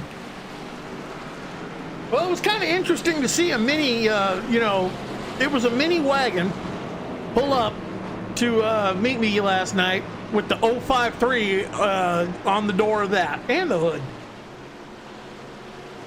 He's a big Herbie fan. Don't know why he's got the 53 on a Mini, not a Beetle, but it is what it is. Has reasons. Yeah. Hey, it's the fastest moving 3-cylinder in Chicago, okay? I know a couple of guys with some Triumph Bonnevilles that would disagree with you. Yeah, you're probably right. Take a look at the front of the field. Look who's out there in front right now. Everyone hit pit road. Everyone's got those Dr. Feelgoods on the car. Sam, first race with the new tire model, man. Give us your feedback. Tight. Very tight. Once again, the Jenna Jameson analogy. Tighter than a what's what. So, yeah. No, because from what I've heard, it's like throwing a wiffle ball bat in the Holland Tunnel. Kind of like throwing bricks in the Grand Canyon and fill it up? Yeah. Yeah, it's okay to start with, but as the run goes on, it gets tighter and tighter, and... Well, we saw you on the first caution stay out after 7 laps on those tires. Everyone else pit behind you. Well, in front of you, and you moved up right behind the pace car. Where how that heat cycle felt on those things and, you know, what would happen. Terrible. That's why I dropped to the back immediately after the restart. Well, you heard it, folks. Drivers are going to have some sorting out to do when it comes to this new tire model with the new damage model. You know what? This series is getting a lot more interesting to watch day by day. You know what else is going to be a lot more interesting to watch? When the 24 Hours of Le Mans comes to iRacing here in a couple weeks, I believe. Yeah, 2 weeks. Yeah. You know, it's going to be real interesting to figure out what you guys are going to do for your pit strategy. I'll be honest with you, Sam, his team, they're running the HPD, and my team, we're running the Ferrari 488 GTE. We've got our setup sorted out. We got our driver lineups. We just need to get some seat time and some driver swaps and get everyone acclimated. You know how we do right before a 24-hour endurance race. I just want to see us make a good standing, a good showing on this. Absolutely. The one thing I do want to point out, too, is those of you who have followed Team ESPN for a while know that at Daytona we run the Corvette Daytona prototype known as Ruby. This coming Le Mans, we're going to be running Ruby's Japanese cousin Akira and Ruby's Italian cousin Rosa. That's right. Rosa. And those paint jobs do look tight. Taking a look back through the field, you know, because Mark Arthur is, fresh air has got to be king. I mean, his setup he stepped it out. He's a 1 second lead over second place Samuel Baumgarten, who's got Dalton Kilroy on his tail. Derek Paulson making a good showing. Thinking still. Joe Morganti moving himself up to that 5th position. If the 053 gets anywhere near the 53, we're going to have to keep our eyeballs peeled on that one. Nick Okia holding down the 6th place. Wyatt Ruggiero. Too bad we couldn't get that answer out of him earlier. Holding down 7th, Brian Young, the boss, Tex Perry. Rounding out your top 10, a driver we've been talking about a little bit tonight because he's making one hell of a showing. Sam, the 82 of Hoop Baker. Yeah, he's been having a good time out there. I mean, he's running the same setup that I was running. It seems to be coping with it a lot better than I was. The one person that's really struggling now is Kyle Gilbert. Wow. Wow, 3 wide for 4th. Yeah, that's... With the disaster? Well, with the push on these cars, it's... 3 wide is a bad idea. I mean, we saw that earlier with what happened to, was it Brian Young who tripped over, was it Mark Arthur earlier on in the race? While they were 3 wide. And he ended up ended up in the wall and came down the track right in front of everybody, so. Well, let's start talking. It's about that time in the run where we can start talking strategy here because he's starting to get strung out just a little bit. We got 45 or 44 laps left to go in this thing. And we know from earlier in that first stage, as Tony and I were talking about it, we found out where the bottom of the fuel tank is at about 24 laps in these cars. 7 laps on everyone's tires right now and everyone's fuel tank right now. You can make maybe another, 18 laps? That's going to bring you to lap 100. You got one more stop to the end. What are you guys thinking? Do we do it early? Do we do it late? What's up? Well, I'm thinking somebody's probably going to step on their junk sooner or later, and that's going to throw the strategy right out the window. But should this stay green, I'm staying out as late as I possibly can. Yeah, with the to make tire... it a one-stop. I'm going to do what I can to make it a one-stop race from here. It looks like everyone can, but I'm just wondering how early do you make it at that one-stop race? Because, Sam, what was the tire fall-off like after a few laps? The tire fall-off was huge. I mean, for me, after about 15 to 16 laps, it was like turning like a dump truck. So, how much time were you scrubbing off on your estimate? About 2 seconds. About 2 seconds a lap. So, yeah. I'm starting to think if I held it out there as long as I can, someone else short pits it, right, split in the middle or early pits it, they're going to be getting those 2 seconds a lap at that one point. So it's kind of, damned if you do, damned if you don't on strategy, but then the great equalizer, the caution, and don't forget your fuel range, because we could wind up with and I'm irritating Tony with this tonight, Sam. Ring marker. There it goes. Oh, Brian Young nearly ended up in another one then. that was Wyatt Rosario with a hell of a driving job coming off of 2. He was about as sideways as you're going to see a car at a quarter-mile dirt track. Well, let's see if I can get a look at that again. Oh, yeah. Take a look at that 87, ladies and gentlemen. Beautiful paint job on it. Comes off the corner, but oh my God, does that rear end want to snap see you by? But what a recovery. Absolutely, and that's kind of what, take a look at where he's running right now. In the middle of a hornet's nest. There is a hornet's nest, and I'm thinking, like, you got Hoot Baker running side by side with Alex Karen right now. That second lane is going to start to pay dividends later in the run because you're not going to burn the rubber off the tires quite as quick in that second lane.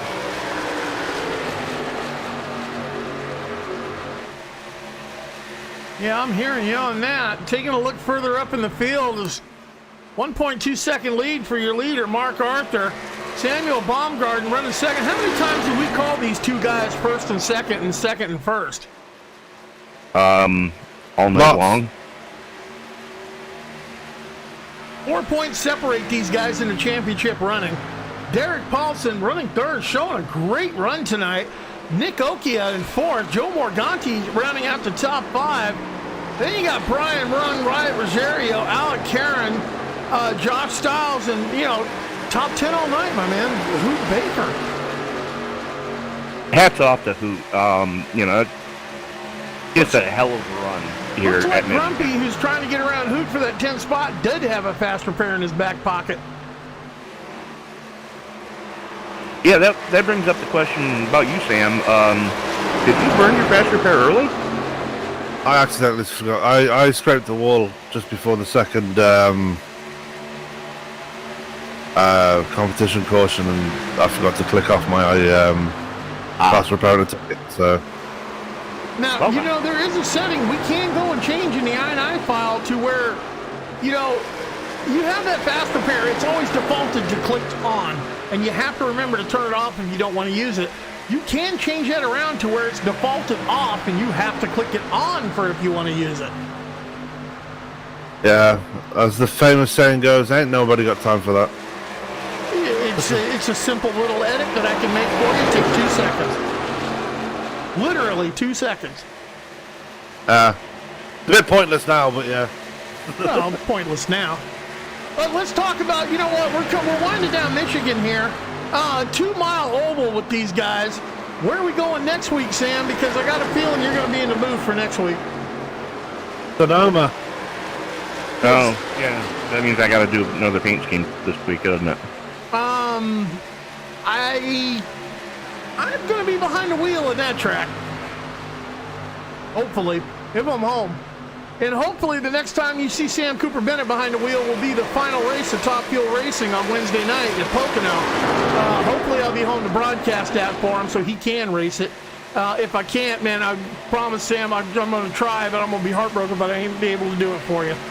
Yeah, I'm working on a special paint for myself for that one. So. Tony, did you see what happened with the league owner there, Scotty Brinson and Kenny Wallace? I did not. Kenny Wallace sent him a video message. Huh? Here, don't, just, I'll send it to you. Yeah. I shall send it to you. On the Top Fuel page. Yeah, you got Top Fuel page on your Facebook. I'm going there now.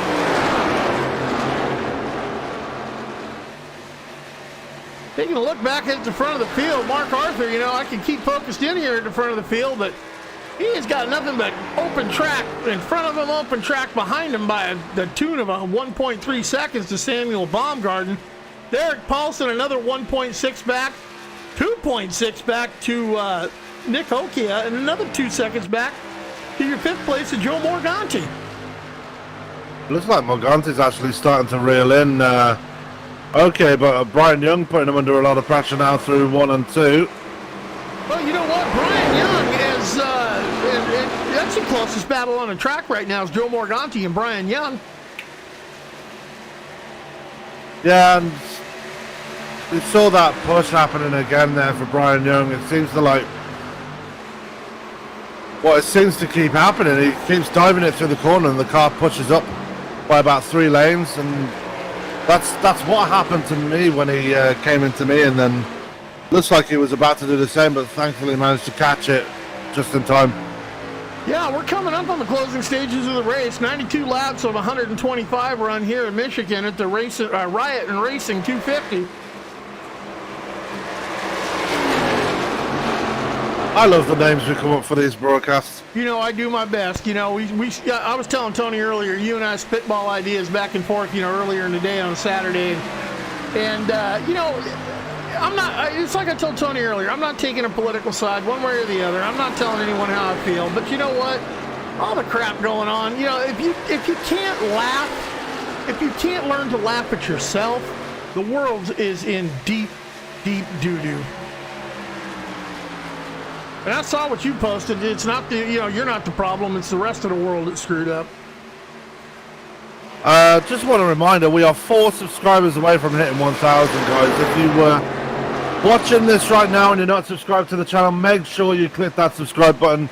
We could hit 1,000 subscribers here tonight. If we hit 1,000 subscribers here tonight, folks, I'm telling you, man, we have prizes. We have a random number generator that's going to pick that one number out of, you know, actually, we're going to pick more than one number.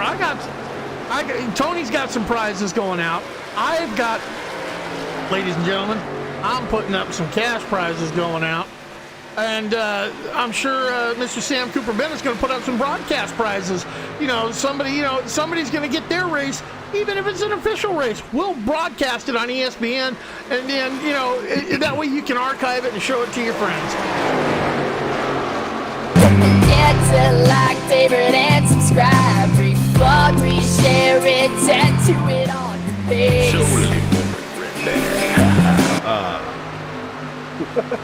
So I take it that you went and checked that out there, Tony, at I did. Top Fuel page. What do you think? That is, I like that. Yeah. And, you know, shout out to the guys at the Top Fuel Racing League for doing that for their league owner, Scotty Brinson, who's had a tough time. As I'm seeing some pit stops going on right now with what looks like 30 laps to go, the LBTV machine of Joe Morganti's coming in along with Brian Young and a few others. Yeah. You're not within the Morganti's window there. of you can make it from here, though. That's the problem.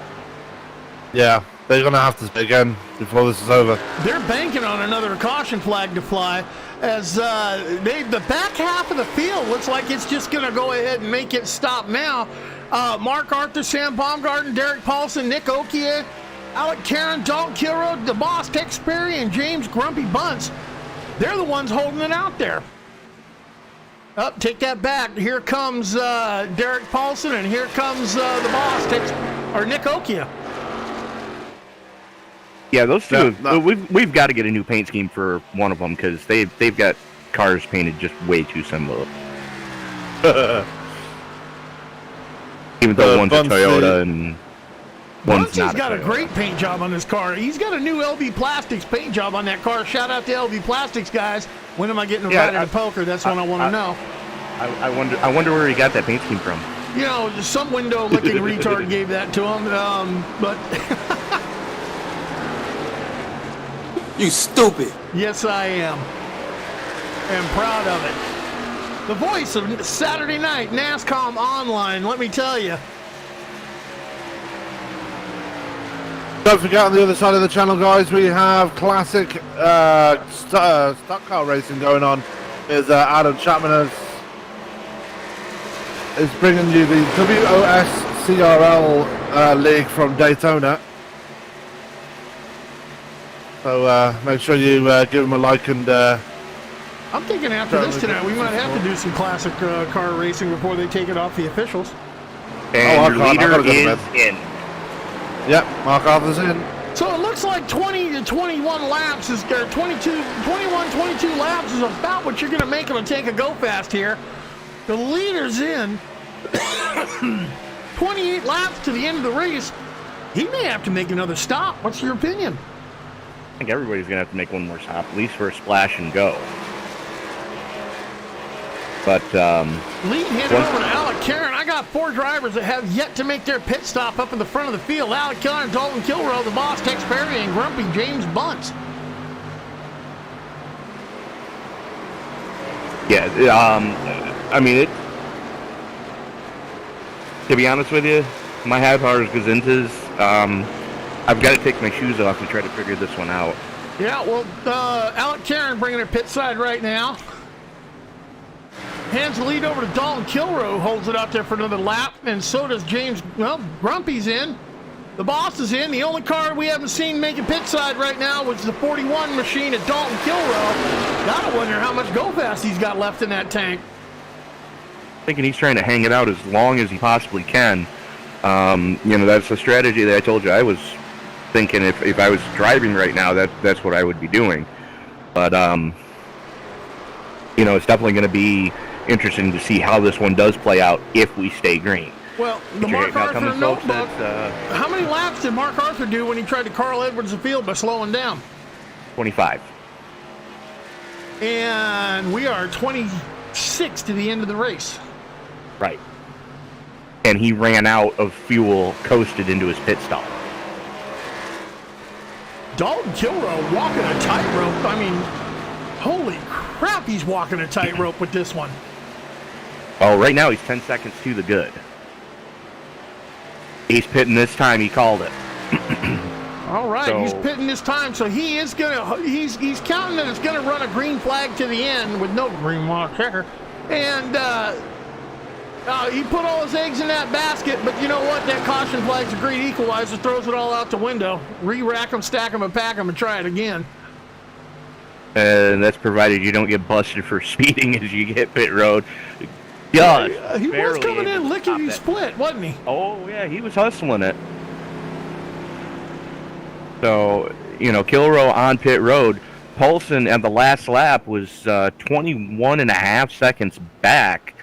So I'm thinking that Dalton's going to relinquish the lead here as there it goes. Yeah, Dalton falling back. We see right side tires on, left side tires going on. A full tank of Go Fast going in, down and away. Don't get caught speeding on the way out. 41 gets a pit exit, and I show him cycle down all the way to 13th. Ouch. That is a long way to recover.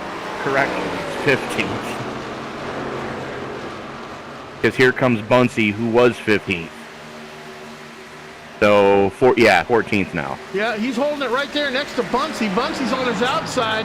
ESPN colors flying pretty on the best side of that LB Plastics machine. Thank you, Tony.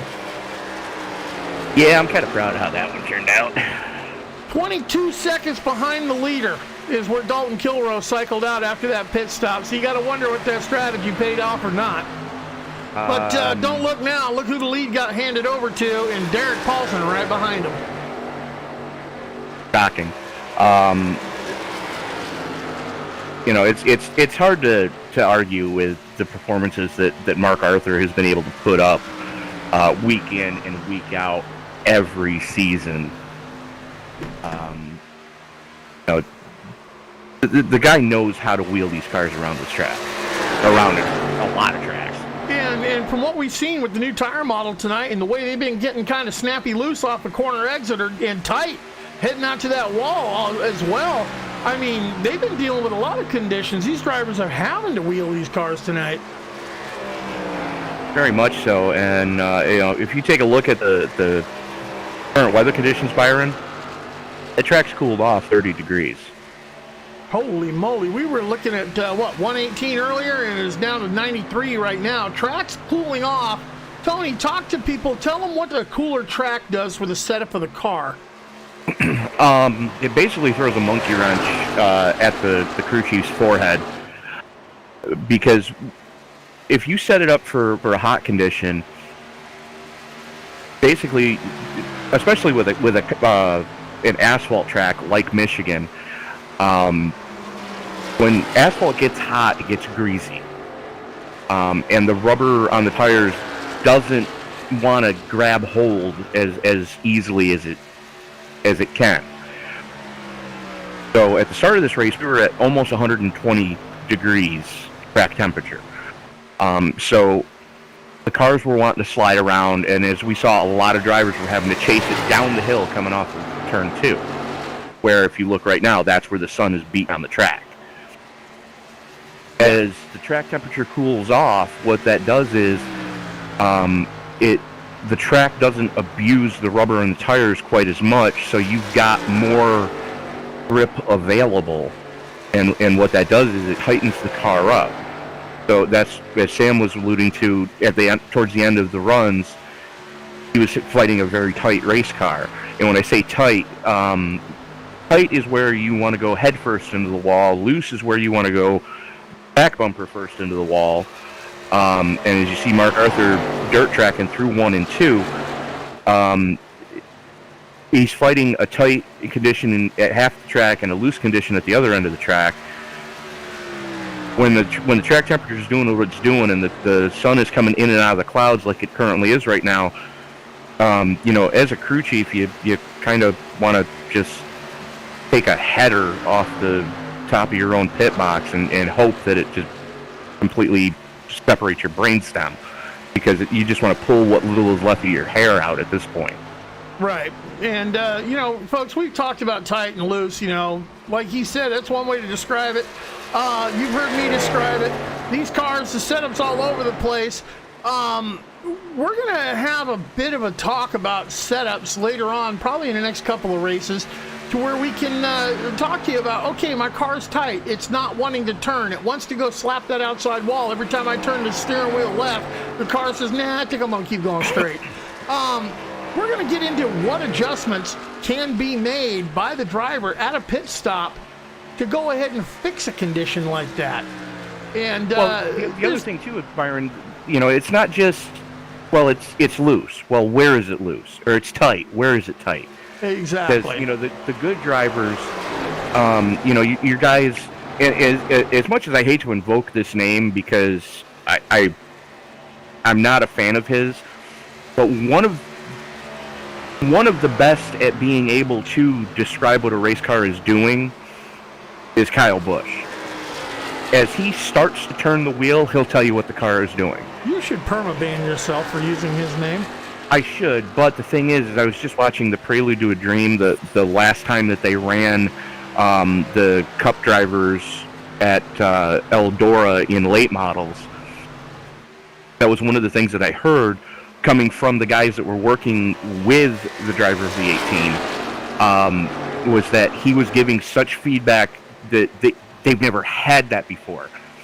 Because, the better drivers out there can relate to the crew chief. Okay, when I start to turn the wheel, I've got to wait on the car to react. That's a tight condition. Or if I even think of turning the wheel, the back end wants to step around. That's a loose condition. Yeah. And then in the middle of the corner, if I run this lane with this much brake, it wants to push. If I run this lane and float the car, it wants to snap loose. So the better drivers, like your Mario Andretti's, your Kevin Harvick's, your Tony Stewart's, guys like that, they're going to give you feedback of going into the corner, in the middle of the corner, and on corner exit. So, and a crew chief is going to listen to this and go, okay, if it's doing this on corner entry, this in the middle, and this on exit, I can make this change, and this change, and it should help. Because your front springs control corner entry, your rear springs control corner exit, and the track bar controls the center of the corner and how well the car rotates. And you're hearing it from someone who knows how to set these cars up, and he's actually done it in the real world, ladies and gentlemen. And we keep telling you, this is not a game, it's a simulation. Those adjustments work in this thing like they do in real life. Matter of fact, no testing in NASCAR. What do you think they're testing on? What platform do you think they're using to dial in those cars that they're taking to the races right now? It's iRacing. As your leader is going pit side. Mark Arthur bringing her pit side with just a handful of laps to go, 15 to go, making sure he's going to have enough fuel to make it to the end. A lot of people have brought it pit side. Some guys are holding it out there. Grumpy's only got 12 laps on his run right now. with 14 laps to go, don't think he can make it unless he decides he's going to slow down a lot. I don't see him making it. Especially not with the current. And caution's out.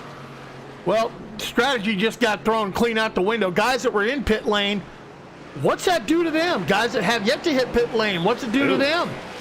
And guys who have just left pit lane before the caution, how are they going to react?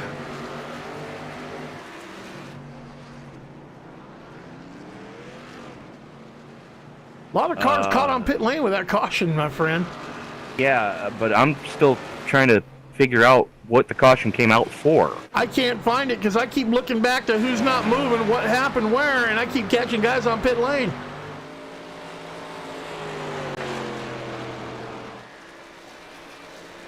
And at this moment in time, I'm going to chalk that one up to one of the greatest mysteries in life. But, dude, strategies. Who's going to be in the driver's seat? Who's going to be, Mark Arthur was on the pits. He was just leaving the pit when that caution came out. Dalton Kilroe, he hadn't pit yet. Where's he going to cycle out after these cars? I mean, I got 2 cars that have not pit yet that are on the lead lap.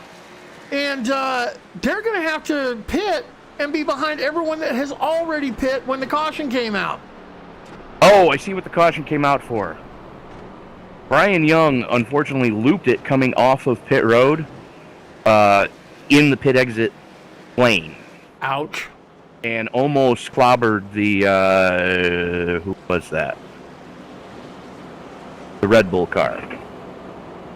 Question for you. If you've got 12 laps on your fuel tank and you're circulating under caution right now, can you make it? Dalton Kilroe says no. I'm going pit side. Yeah, Dalton Kilroe bringing it in pit side. I'm looking for Alec Karen to do the same thing, too. That's the only 2 drivers I haven't seen. Kyle Gilbert out there on 10-lap old tires. I'm looking for him to bring it pit side as well. If I'm on the lead lap, I'm bringing it pit side. Because I want the freshest tires I can get on the car, and because they do have overtime in play here, I'm making sure I've got enough fuel to go the distance. Well, everyone's got enough go fast in their tank to go the distance now. What you got's what you got right now. Mark Arthur, Sam Baumgarten, Nick Okia, and Wyatt Ruggiero, Josh Stiles, Brian Young, Brian Keita, and Derek Paulson. Your top 8 had all pitted prior to the caution. The rest of the field, Dalton Kilroe, Alec Karen, Hoot Baker, James Grumpy Bunce, Joe Morganti, the boss, Tex Perry, and Kyle Gilbert. Those are your cars that had to pit after the caution. They're on the back half. Only 3 laps difference between the front cars and the back cars on tires. I don't think you're going to make up a whole hell of a lot of track position there, Tony. Well, the thing is, too, with it being, so close to the end and the track temperature falling off as much as it has over this current tire run, I'm making adjustments. I'm making wholesale adjustments. I'm swinging for the fences on the weight jackers and the track bar. Swinging for the fences for a short run car? Yes, I am. Well, whoever the king of adjustments is, and I'm going to tell you who's damn good at making adjustments, and that's Kyle Gilbert. Kyle Gilbert knows how to dial a car in. Absolutely, and the thing is, you're talking 10 laps or less. But he has got some ground to make up because he's going to be restarting from what looks like to me to be the 12th position.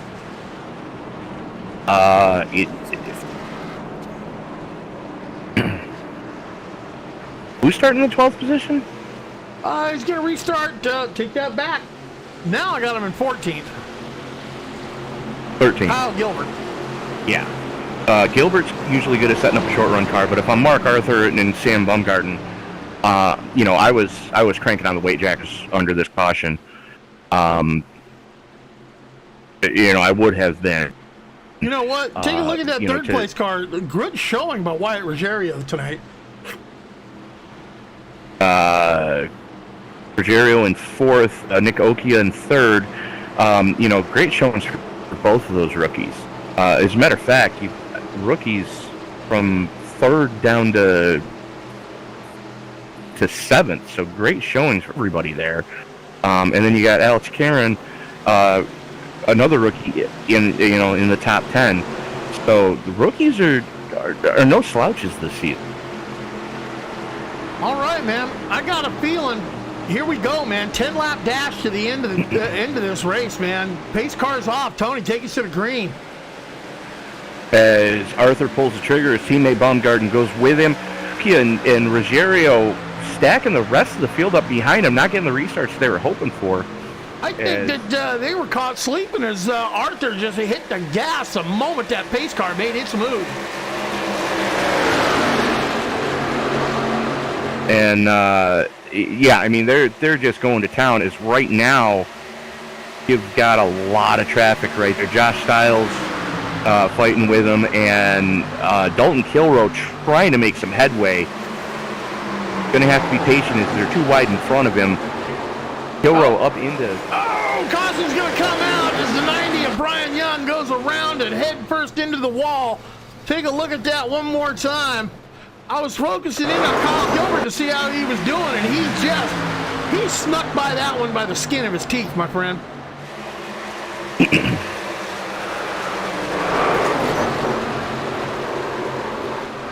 Heartbreak for Brian Young. He had a good run going tonight. Absolutely. Unfortunately, tried to cut down on Brian Keita. So it was Brian on Brian crime right there. As just two cars cannot occupy the same amount of track space at the exact same moment in time because in physics. So. Yep. Well, ladies and gentlemen, caution is out one more time. Do the leaders come in and take tires after 5 laps on their tires, or do they stay out? 5 green flag laps on those tires, Tony. I'm thinking I'm going to stay out with only 9 to go. No way I'm coming to pit lane. I'm thinking everybody's going to do what Mark Arthur does. Well, he stayed out. If you're in the top 5, you're going to be doing what Mark Arthur does. Yeah, well, number 12, he stayed out. Anybody behind Dalton Kilroe, got to gamble. Alec Vercellio to the pits. Brian Young, of course, to the pits. Derek Paulson to the pits. 3 cars hit pit lane. Everyone else hanging it out there. Like you said it earlier, it kind of is what it is. You've got what you got, and keep your fingers crossed and hope for the best at this point. Kind of an old-fashioned run what you brung. Hope you brung enough. Of course, in some of those run what you brung races, I've shown up to a howitzer fight with a pea shooter.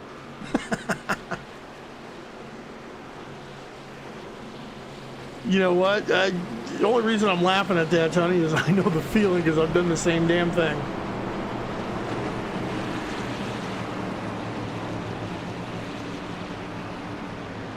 But, Mark Arthur definitely has had a strong car all night long. His teammate Sam Baumgarten has had a strong car all night long. Well, that's why they're, number 1 and number 2 in points and only separated by 4. You got to go 55 points back to get, from second place to get to your third place points holder, Dalton Kilroe. And then 95 back to Grumpy in fourth. Well, the thing is, we've seen Dalton run time and time again. He's no slouch. No, he's not. And I've noticed, all the races on broadcast. Is shocking.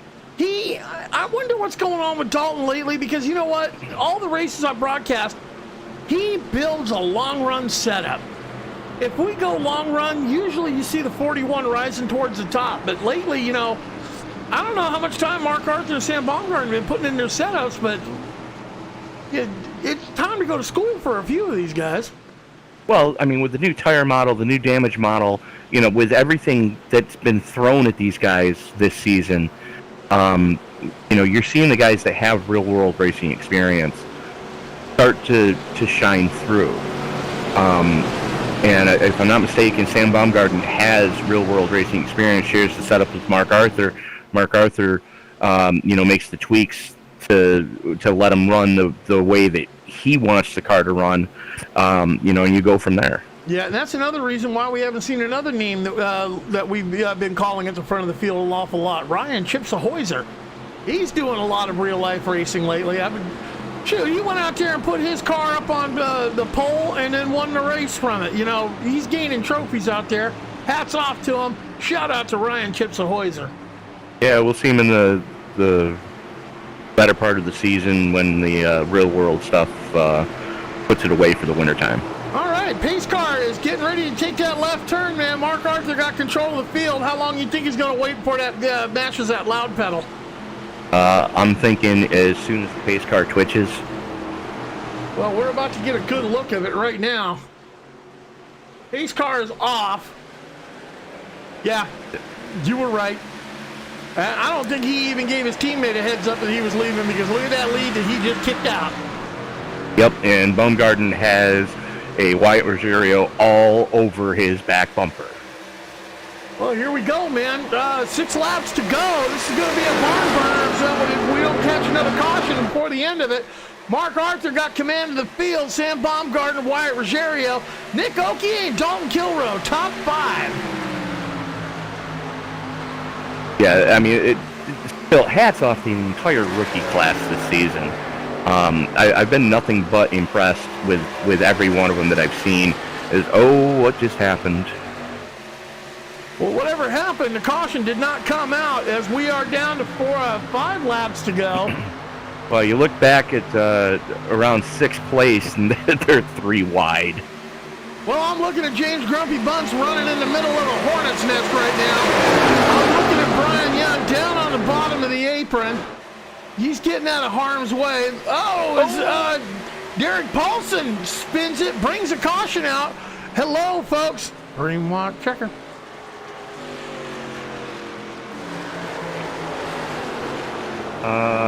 Looks like Paulson just had a repeat of what was going on when he was taking his qualifying laps. That turn 2 hates him. Yeah, going back to take a look, see what old camera 1 picked up. Nobody touched him. Brian Keeter right behind him. Derek Paulson just, to me, it looks like he just cut, instead of taking a wide arc, he decided to turn that wheel to the left just a little too hard. And it just, I'm sorry, folks, snap, see you, bye. That's what we call loose condition.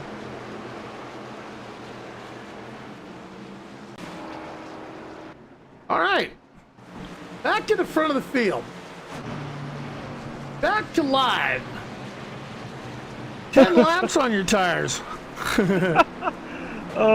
Just what Mark Arthur just said over the in-sim chat. They were talking about, oh no, it was a good wreck, nobody got involved. And Mark Arthur goes, I hate to be the bearer of bad news, but if there was a wreck, it wasn't a good wreck. No. We're going to go green, white, checkered, Tony. These guys, top 1, 2, 3, 4, 5, have got 10 laps on their tires. 5th place, Josh Stiles, 11 laps. 8 laps on Kilroe, 8 laps on Gilbert, 8 laps on Grumpy, and 8 laps on Karen, and 8 laps on Morganti. What do you do? Well, they already done bypass pit road, so they're just basically, well, we got what we got, and that's the end of that. Yeah, well, Mark Arthur's biggest nightmare you want to do a Leroy Jenkins and just throw it into turn 1 and hope for the best. Where did that come from? Where did Leroy Jenkins come from? What do you mean, where did it come from? I can't remember. Where did that come from? World of Warcraft. That's right. Anyway, Mark Arthur's biggest nightmare would be stay out on the track and see every single car behind him all head to pit lane. Yeah, that would have definitely changed the flavor of that airsuit that Mark Arthur's wearing. About everybody behind him stayed out. And the thing is, I've got to give the entire Top 8 crew some credit here. They work together, but there's really only one team rule, and that is don't kill each other. Right. Other than that, it's, you know, we'll share information, but once the green flag flies, good luck. Well, you know what? I've always said it. You know, at the beginning of the race, the opening 5 laps, there's no reason to be taking overly aggressive moves. There's no reason to be pushing a position that could be questionable. Sit and ride it out, because we got a long race. Last 5 laps of the race, that's a whole different philosophy. That is, who in the hell are you and what in the hell are you doing here? Get out of my way. And if you don't want to get out of my way, I'm going to move you out my way. That's just racing, ladies and gentlemen. And you've got, what? I'm looking at 16 cars on the lead lap right now. And that means there's 16 Type A personalities all looking for the win on this thing. Yeah, but you've also got guys that are looking at big picture point standings. And, okay, if I can just hold this position, it'll be a good points night. I can get the hell out of here, move on to the next track, and hopefully have a better race next week. Yeah, we're about to find out as we're working down the back straight, man. We're going to catch that green flag one more time. We're going to hit the loud pedal one more time. If we can get around one lap to the white flag, next flag will end the race, but it's going to be a barn burner from here, my friend. Took him 3 tries to do it last week. Yeah, but don't getting back remind to me. the whole, you know, we'll regroup and try to have a better run next week. Nobody wants to run Sonoma. I do. Re-rack him, stack him, and pack him. Here we go, man. Green flag, Tony. Call it out. Field works his way through the 3-4 complex, coming out of turn number 4. Pace car is in. Arthur holds him down ever so slightly. Holds him, finally pulls the trigger, and there it goes. Well, we're going to be back under the caution again. No, we're not. Oh, my gosh. What did we just witness? Kyle Gilbert just dumped half the field. What did we just witness? Oh, my God. I got to go back and look at that, but I can't right now because you know what? We're still under green. We're headed for the white flag right now with Mark Arthur, Sam Baumgartner, Nick Occhia leading away. Somebody that's an admin should have thrown the yellow flag because you just completely annihilated half the field. Well, you know what? I plan on being a fly on the wall in the boss's office tonight. I'll tell you that much. White flag is out. Next flag's going to end it. Mark Arthur's got the lead. Sam Baumgartner doing his best to try to catch him. Nick Occhia, Wyatt Ruggiero with a hell of a showing. Dalton Kilroy rounding out your top 5. And after the night that Grumpy has had, look at him in that top, holding down that 6th spot. Yeah, absolutely. Great run for the Grumpster. As,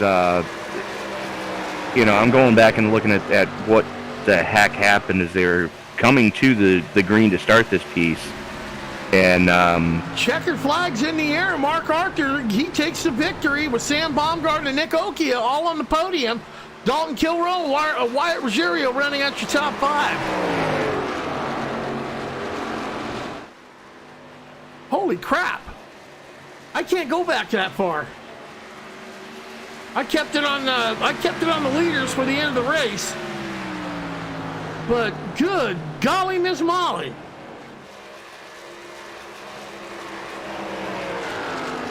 yeah, half the field just wadded it. There was a lot of antsiness, shall we say? And it started with Gil, the 227 dumping the 89. The 82 kind of checked up. The 66 completely annihilated the 053. Yes.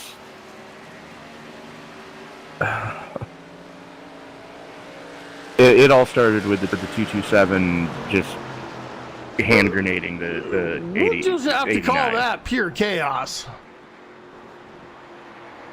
Mark Arthur and Sam Baumgarten bumping fenders, putting the old rubber circle on the door, in a way of thank you.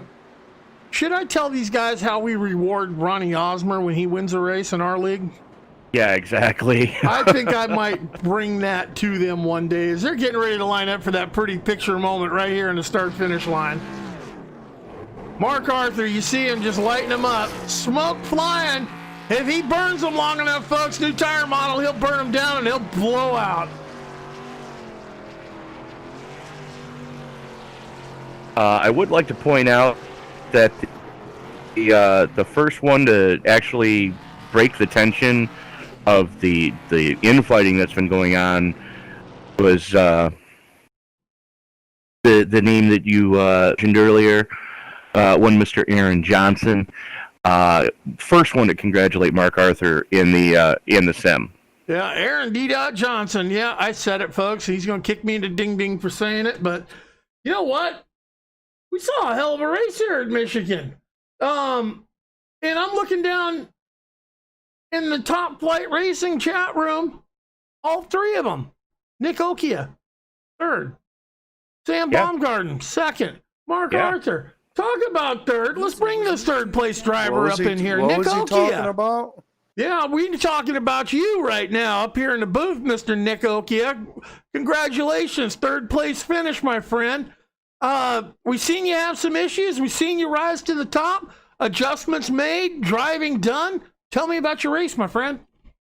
Oh, man, I made so many mistakes in that race. I don't even know how I ended up here, but a big shout out to Michael Falk Race Designs, Cotterman Company, and Dr. Squatch Top Flight. Well, you know what? It was fun. We finally got your name right when we say Nick Okia. My partner up here, Tony, couldn't believe me when he read your name, and I said, no, you pronounce it Okia. He's going to kick me into ding-ding for getting it wrong for so long, but Tony's got it right. I got it right, man. Third place finish. Glad to see you make it up here on the podium. Glad to talk to you, my friend. I appreciate it, man. It feels good. Thank you. Hey, what's your thoughts going on? Next week, we're going road course racing, man. We're going out west, Sonoma. You probably won't see me up on the podium on that one. Road courses are not good for me, but we'll get it out there and then give it the best effort we can and see what happens in the end. Well, if my real life job leaves me around on Saturday, like I normally do the broadcast, well, next Saturday, I already done talked to Mr. Sam Cooper Bennett, and I already done talked to Tony. You're going to see the 75 of Byron Rodney out there. I'm going to run Sonoma with you. Yeah, there we go. It'll be fun. Hope to rub some paint with you. All right, my friend. Hey, you're going to definitely get some boost in the points on this one, man. Anyone you want to throw a shout out to that you haven't already? Oh, no, just Michael Falk Race Designs, Cotterman Company, a shout out, Top Flight, Dr. Squatch. Yeah, that's about it. All right, folks, there you go, man. There's your third place finisher, Mr. Nick Okia, with a masterful performance tonight. All three teammates sitting there, 1, 2, 3, and the points are going to get shuffled up. There you go. Talking about the teammates out there, moving the second place machine up here. Mr. Samuel Baumgarten, oh my God, what a race. Tony, what do you got for him? Pennsylvania Posse member Sam Baumgarten, congratulations on coming home on the podium. Top Flight Racing going 1, 2, 3 tonight. Your thoughts on how the race went for you? I made a few adjustments there at the beginning. Wasn't really what I wanted. Made the car a little too loose. Mark ended up catching me on that stage end there. Other than that, the car was awesome. I had nothing for my teammate. I mean, he kind of let me on my own here for this one for a setup. So, but still gave me a hand. So thank you, Mark, for helping out. But we had nothing for him. I could keep up with him. I just couldn't get to him. That's another thing I want to ask. You guys are all teammates. You guys are running out there. How much of those setups are you sharing with each other? And how much of those setups do you have to alter for each individual driver's driving style? I mean, we spend upwards of 5 to 8 hours working on setups. I mean, it all depends what time, we all can get together and work as a team. But most of the time, Saturdays before the race, we're putting pretty much the whole Saturday before the race into making a setup. As far as adjustments goes, I can normally run what Mark hands me, but maybe a little tweak here and there, but nothing major. I kind of like what he gives me. It feels good for me. Other people might not, but that's just how it is. And tonight, like I said, he kind of threw me out, let me do my own thing. I was still using one of his older setups, but I tweaked it to fit my style and ended up coming home second, so I'm really happy about it. Well, Byron and I were talking earlier in the race about the whole heat cycle thing and the new tire model coming out for this car. Walk us through what the cliff was like when the tire fall off really started to show its ugly head. I mean, you could totally notice it. We were running 40.4s, and then once the tires fell off, we were down in the 41.4. So it was almost a second fall off, and I was a little floaty going through 1 and 2 on older tires. It was like I was burning my right rear off a little too much. But other than that, I mean, it was a good race. I wish we wouldn't have had cautions at the end. But as far as the tires go, I was having even tire wear all around as long as I babied it through the beginning of the run. Now, speaking of which, did you get a chance to see what happened when you guys were coming to take the green for that green-white checker? I heard guys talking about it over the radio. I was more worried about, obviously, trying to catch Mark. I was about to tell him to shut up so we could race, but you know how it is. I'm going to have to go back and look at it, so I have no idea what happened. Yeah, we kind of had no idea what happened. It looked like one car didn't get going, and the other car said, I'm going to go, and you're going to get out of my way. Push, from the back, spin to half the field gone. Caution did not come out. We finished it. Congratulations on second place, my friend. Anyone you want to shout out to? Obviously, Top Flight Racing, Mark Arthur for helping with setup, Dr. Squatch Soaps. Make sure you use Race 15% off your first order at drsquatch.com. Other than that, everybody who comes out and watches my streams, thank you guys, and that's about it, man. Well, hey, everyone that's watching your streams, we want to throw something out to them. Do me a favor. Have them flip over to YouTube to the broadcast of tonight's race from Esports Broadcasting Network. How many more we need, Tony? 5. We need 5 subscribers, and we hit that century mark 1,000. We hit that milestone. Give me 5 subscribers tonight. You know what's going to happen when we get 5 more? We're going to randomly pick subscribers out of that list. Cash prizes, paint jobs, custom paint jobs that like you've never seen before. We're going to have other, broadcast prizes. You name it. We're going to have one hell of a celebration here at ESPN. 5 more subscribers, all I need on YouTube. I tell you what, man, I'm still live, so everybody watching heard everything you just said, so we good. All right, man, bring them on in and tell everyone about iRacing. It's not just watching the race. You can participate too. And you know what? Congratulations on that second place finish. You were coming into this race, you were only 4 points behind Mark Arthur in the point standings. Probably going to be right about the same. Your thoughts going to the road course next week? I love road course racing and stock cars, man. I have, H-pattern shifter and everything, so it's just a blast to drive. So you're saying you're a sadist? Well, I got a surprise for you for next week. And I'm going to throw the gauntlet down next week because Mr. Sam Cooper Bennett is going to be in the broadcast booth because my fat fanny rumpus is going to be behind the wheel of the 75. Catch me if you can. All right. Sounds good, man. Yeah, I've worked on the setup. I got the setup for that in this car at Sonoma. We'll see you there next week. Awesome, man. I can't wait. All right, that's your second place finisher of Sam Baumgarten. And that leaves us one more person we need to talk to, Tony, and that's your race winner. Cabroni himself. Yeah, I know. I keep saying Hello Kitty, My Little Pony, and I got called out and kicked in the ding-ding tonight by my co-broadcaster here because I don't see a Hello Kitty on the damn car from his mouth. Well, I have 2 cars, the Hello Kitty car and the My Little Pony car. See? So that's where you got it from. See? Oh, yeah, no, I'm understanding this, but he was not in the Hello Kitty paint scheme tonight. It doesn't matter. He's a Hello Kitty, My Little Pony, and he's going to win with that paint scheme. Yeah, he's called me that for, I don't know, better part of a year, I think. Yeah, well, you know what? You're going to keep getting called it as long as you're wearing them pink colors because you know what? I think pink happens to be your lucky color. Welcome to Victory Lane one more time, my friend. Yeah, I think it is. I mean, I have some Dr. Squatch colors too, and I don't run quite as good in them. And I've even told I started to think as a joke, and then, my kids used to watch Powerpuff Girls, used to run a Powerpuff Girls car, and then it just caught on, and it just became my niche, I guess, is the pink Kind car. of like all my cars have student driver written on the back. Right.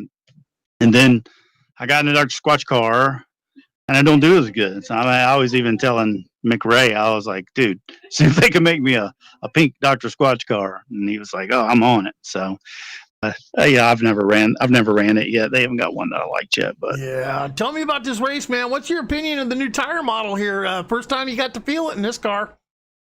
No, the new tire model started on this car. Oh, it did? I thought you got them just now. No, it's been on this good. This is the first car. This was the first oval car to get the new tire model. Now they changed the parameters on the tire this last update, which I don't know.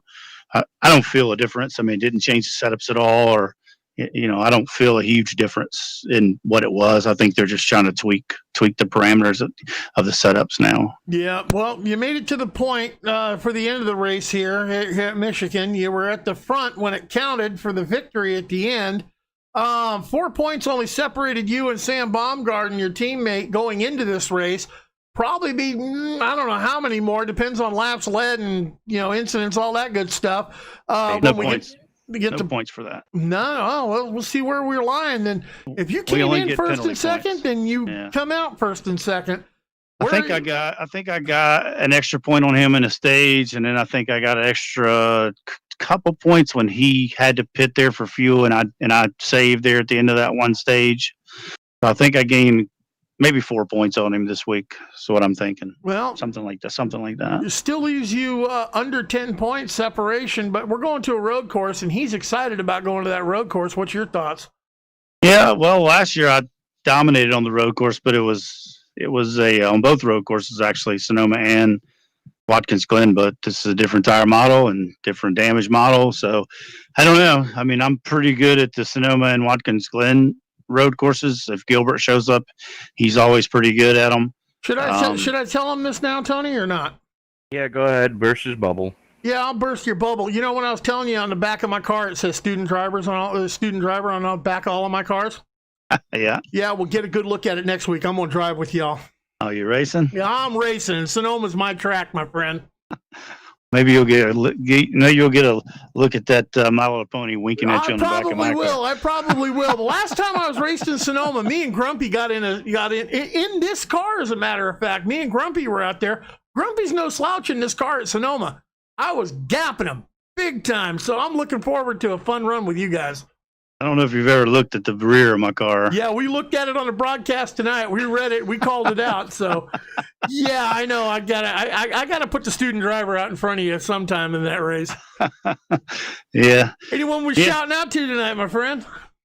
Well, my mom and my sister, I think, are watching again, and my stepdad possibly. Sometimes he watches, but they became fans of it since NASCAR took a break there for the COVID. But they started watching it when the NASCAR guys were doing iRacing, so they've started following me racing it here lately. So my mom watches about every week. That's why I was pressing you guys to say, hey, is going to be a broadcast tonight? Oh, heck yeah. Watch, so. If I'm home, I'm going to broadcast it. You know it. And right. I need your mom to do a favor, and I need everyone else to do a favor. We're only 5 away from that 1,000. Miss Constance, if I'm not mistaken. She's already subscribed. I'll subscribe for her. What's that? Miss Constance? That's her. That's my mom. Hi, Mom. And Lori is my sister. I don't know if she was in there tonight. She was there. She said, way to go. Well, shout out to the family, man, and we're proud to have them along, and I hope they enjoy the broadcast. Anything I can do for it to make it more enjoying for them, other than keeping the camera on you all race long, which you can't do anyway. But no, I wouldn't want you to do that. Nah, we're having a good time, and congratulations on the win, man. We'll see you next week in Sonoma. Yeah, thanks. I thought Sam might have had me there. I thought Dalton was going to have me. I mean, Dalton had the right pit strategy. When he went 26 laps, I was like, man, I said, he can make it. I said, and we went like 5 or 10 more laps. People started pitting. And I told Sam, I said, I'm going to pit now because I got to get fresh tires to this thing and try to run him down and try to take advantage of him while he's on old stuff. And Well, after we pit, that caution came out. Now I don't know how much he slowed down. I came out like 10 seconds behind him, so I might have been 15 or so seconds behind him after I got going. But I might have been able to run him down. But Sam was about the only person that had anything for me the rest of the night. But I think I had him longer runs. But next week we'll see what happens. Yeah, road course racing next week, ladies and gentlemen, from Sonoma. There's your race winner, ladies and gentlemen, everybody. That is the Hello Kitty, My Little Pony, and I'm going to call it that way from here to the end of days. Mark Arthur in the number 12 machine, your race winner. Tony, your thoughts at the end of this thing, man? What did you get out of Michigan? I got out of Michigan what I normally expect to see at a race at Michigan. A lot of green flag racing, a lot of side-by-side racing, a lot of jockeying for position, and guys really letting it hang out and going for it, especially when you've got a late race caution like we had. Some tempers are flaring. Some guys are going to get called into the big purple truck. I can tell you right now, I'm checking the messenger on the Facebook Messenger. Tempers are flaring already. Oh yeah, and expect there to be penalty points, because I do know for a fact that Tech has a policy in this league, no flaming, and tempers were off the chart. Well, I can tell you right now, Tex just gave me a shot in the side. He said, hey, everyone, points are updated. I'm going to give it to you right now. Mark Arthur is still your points leader. Samuel Baumgarten, he slipped from 4 points behind to 5 points behind.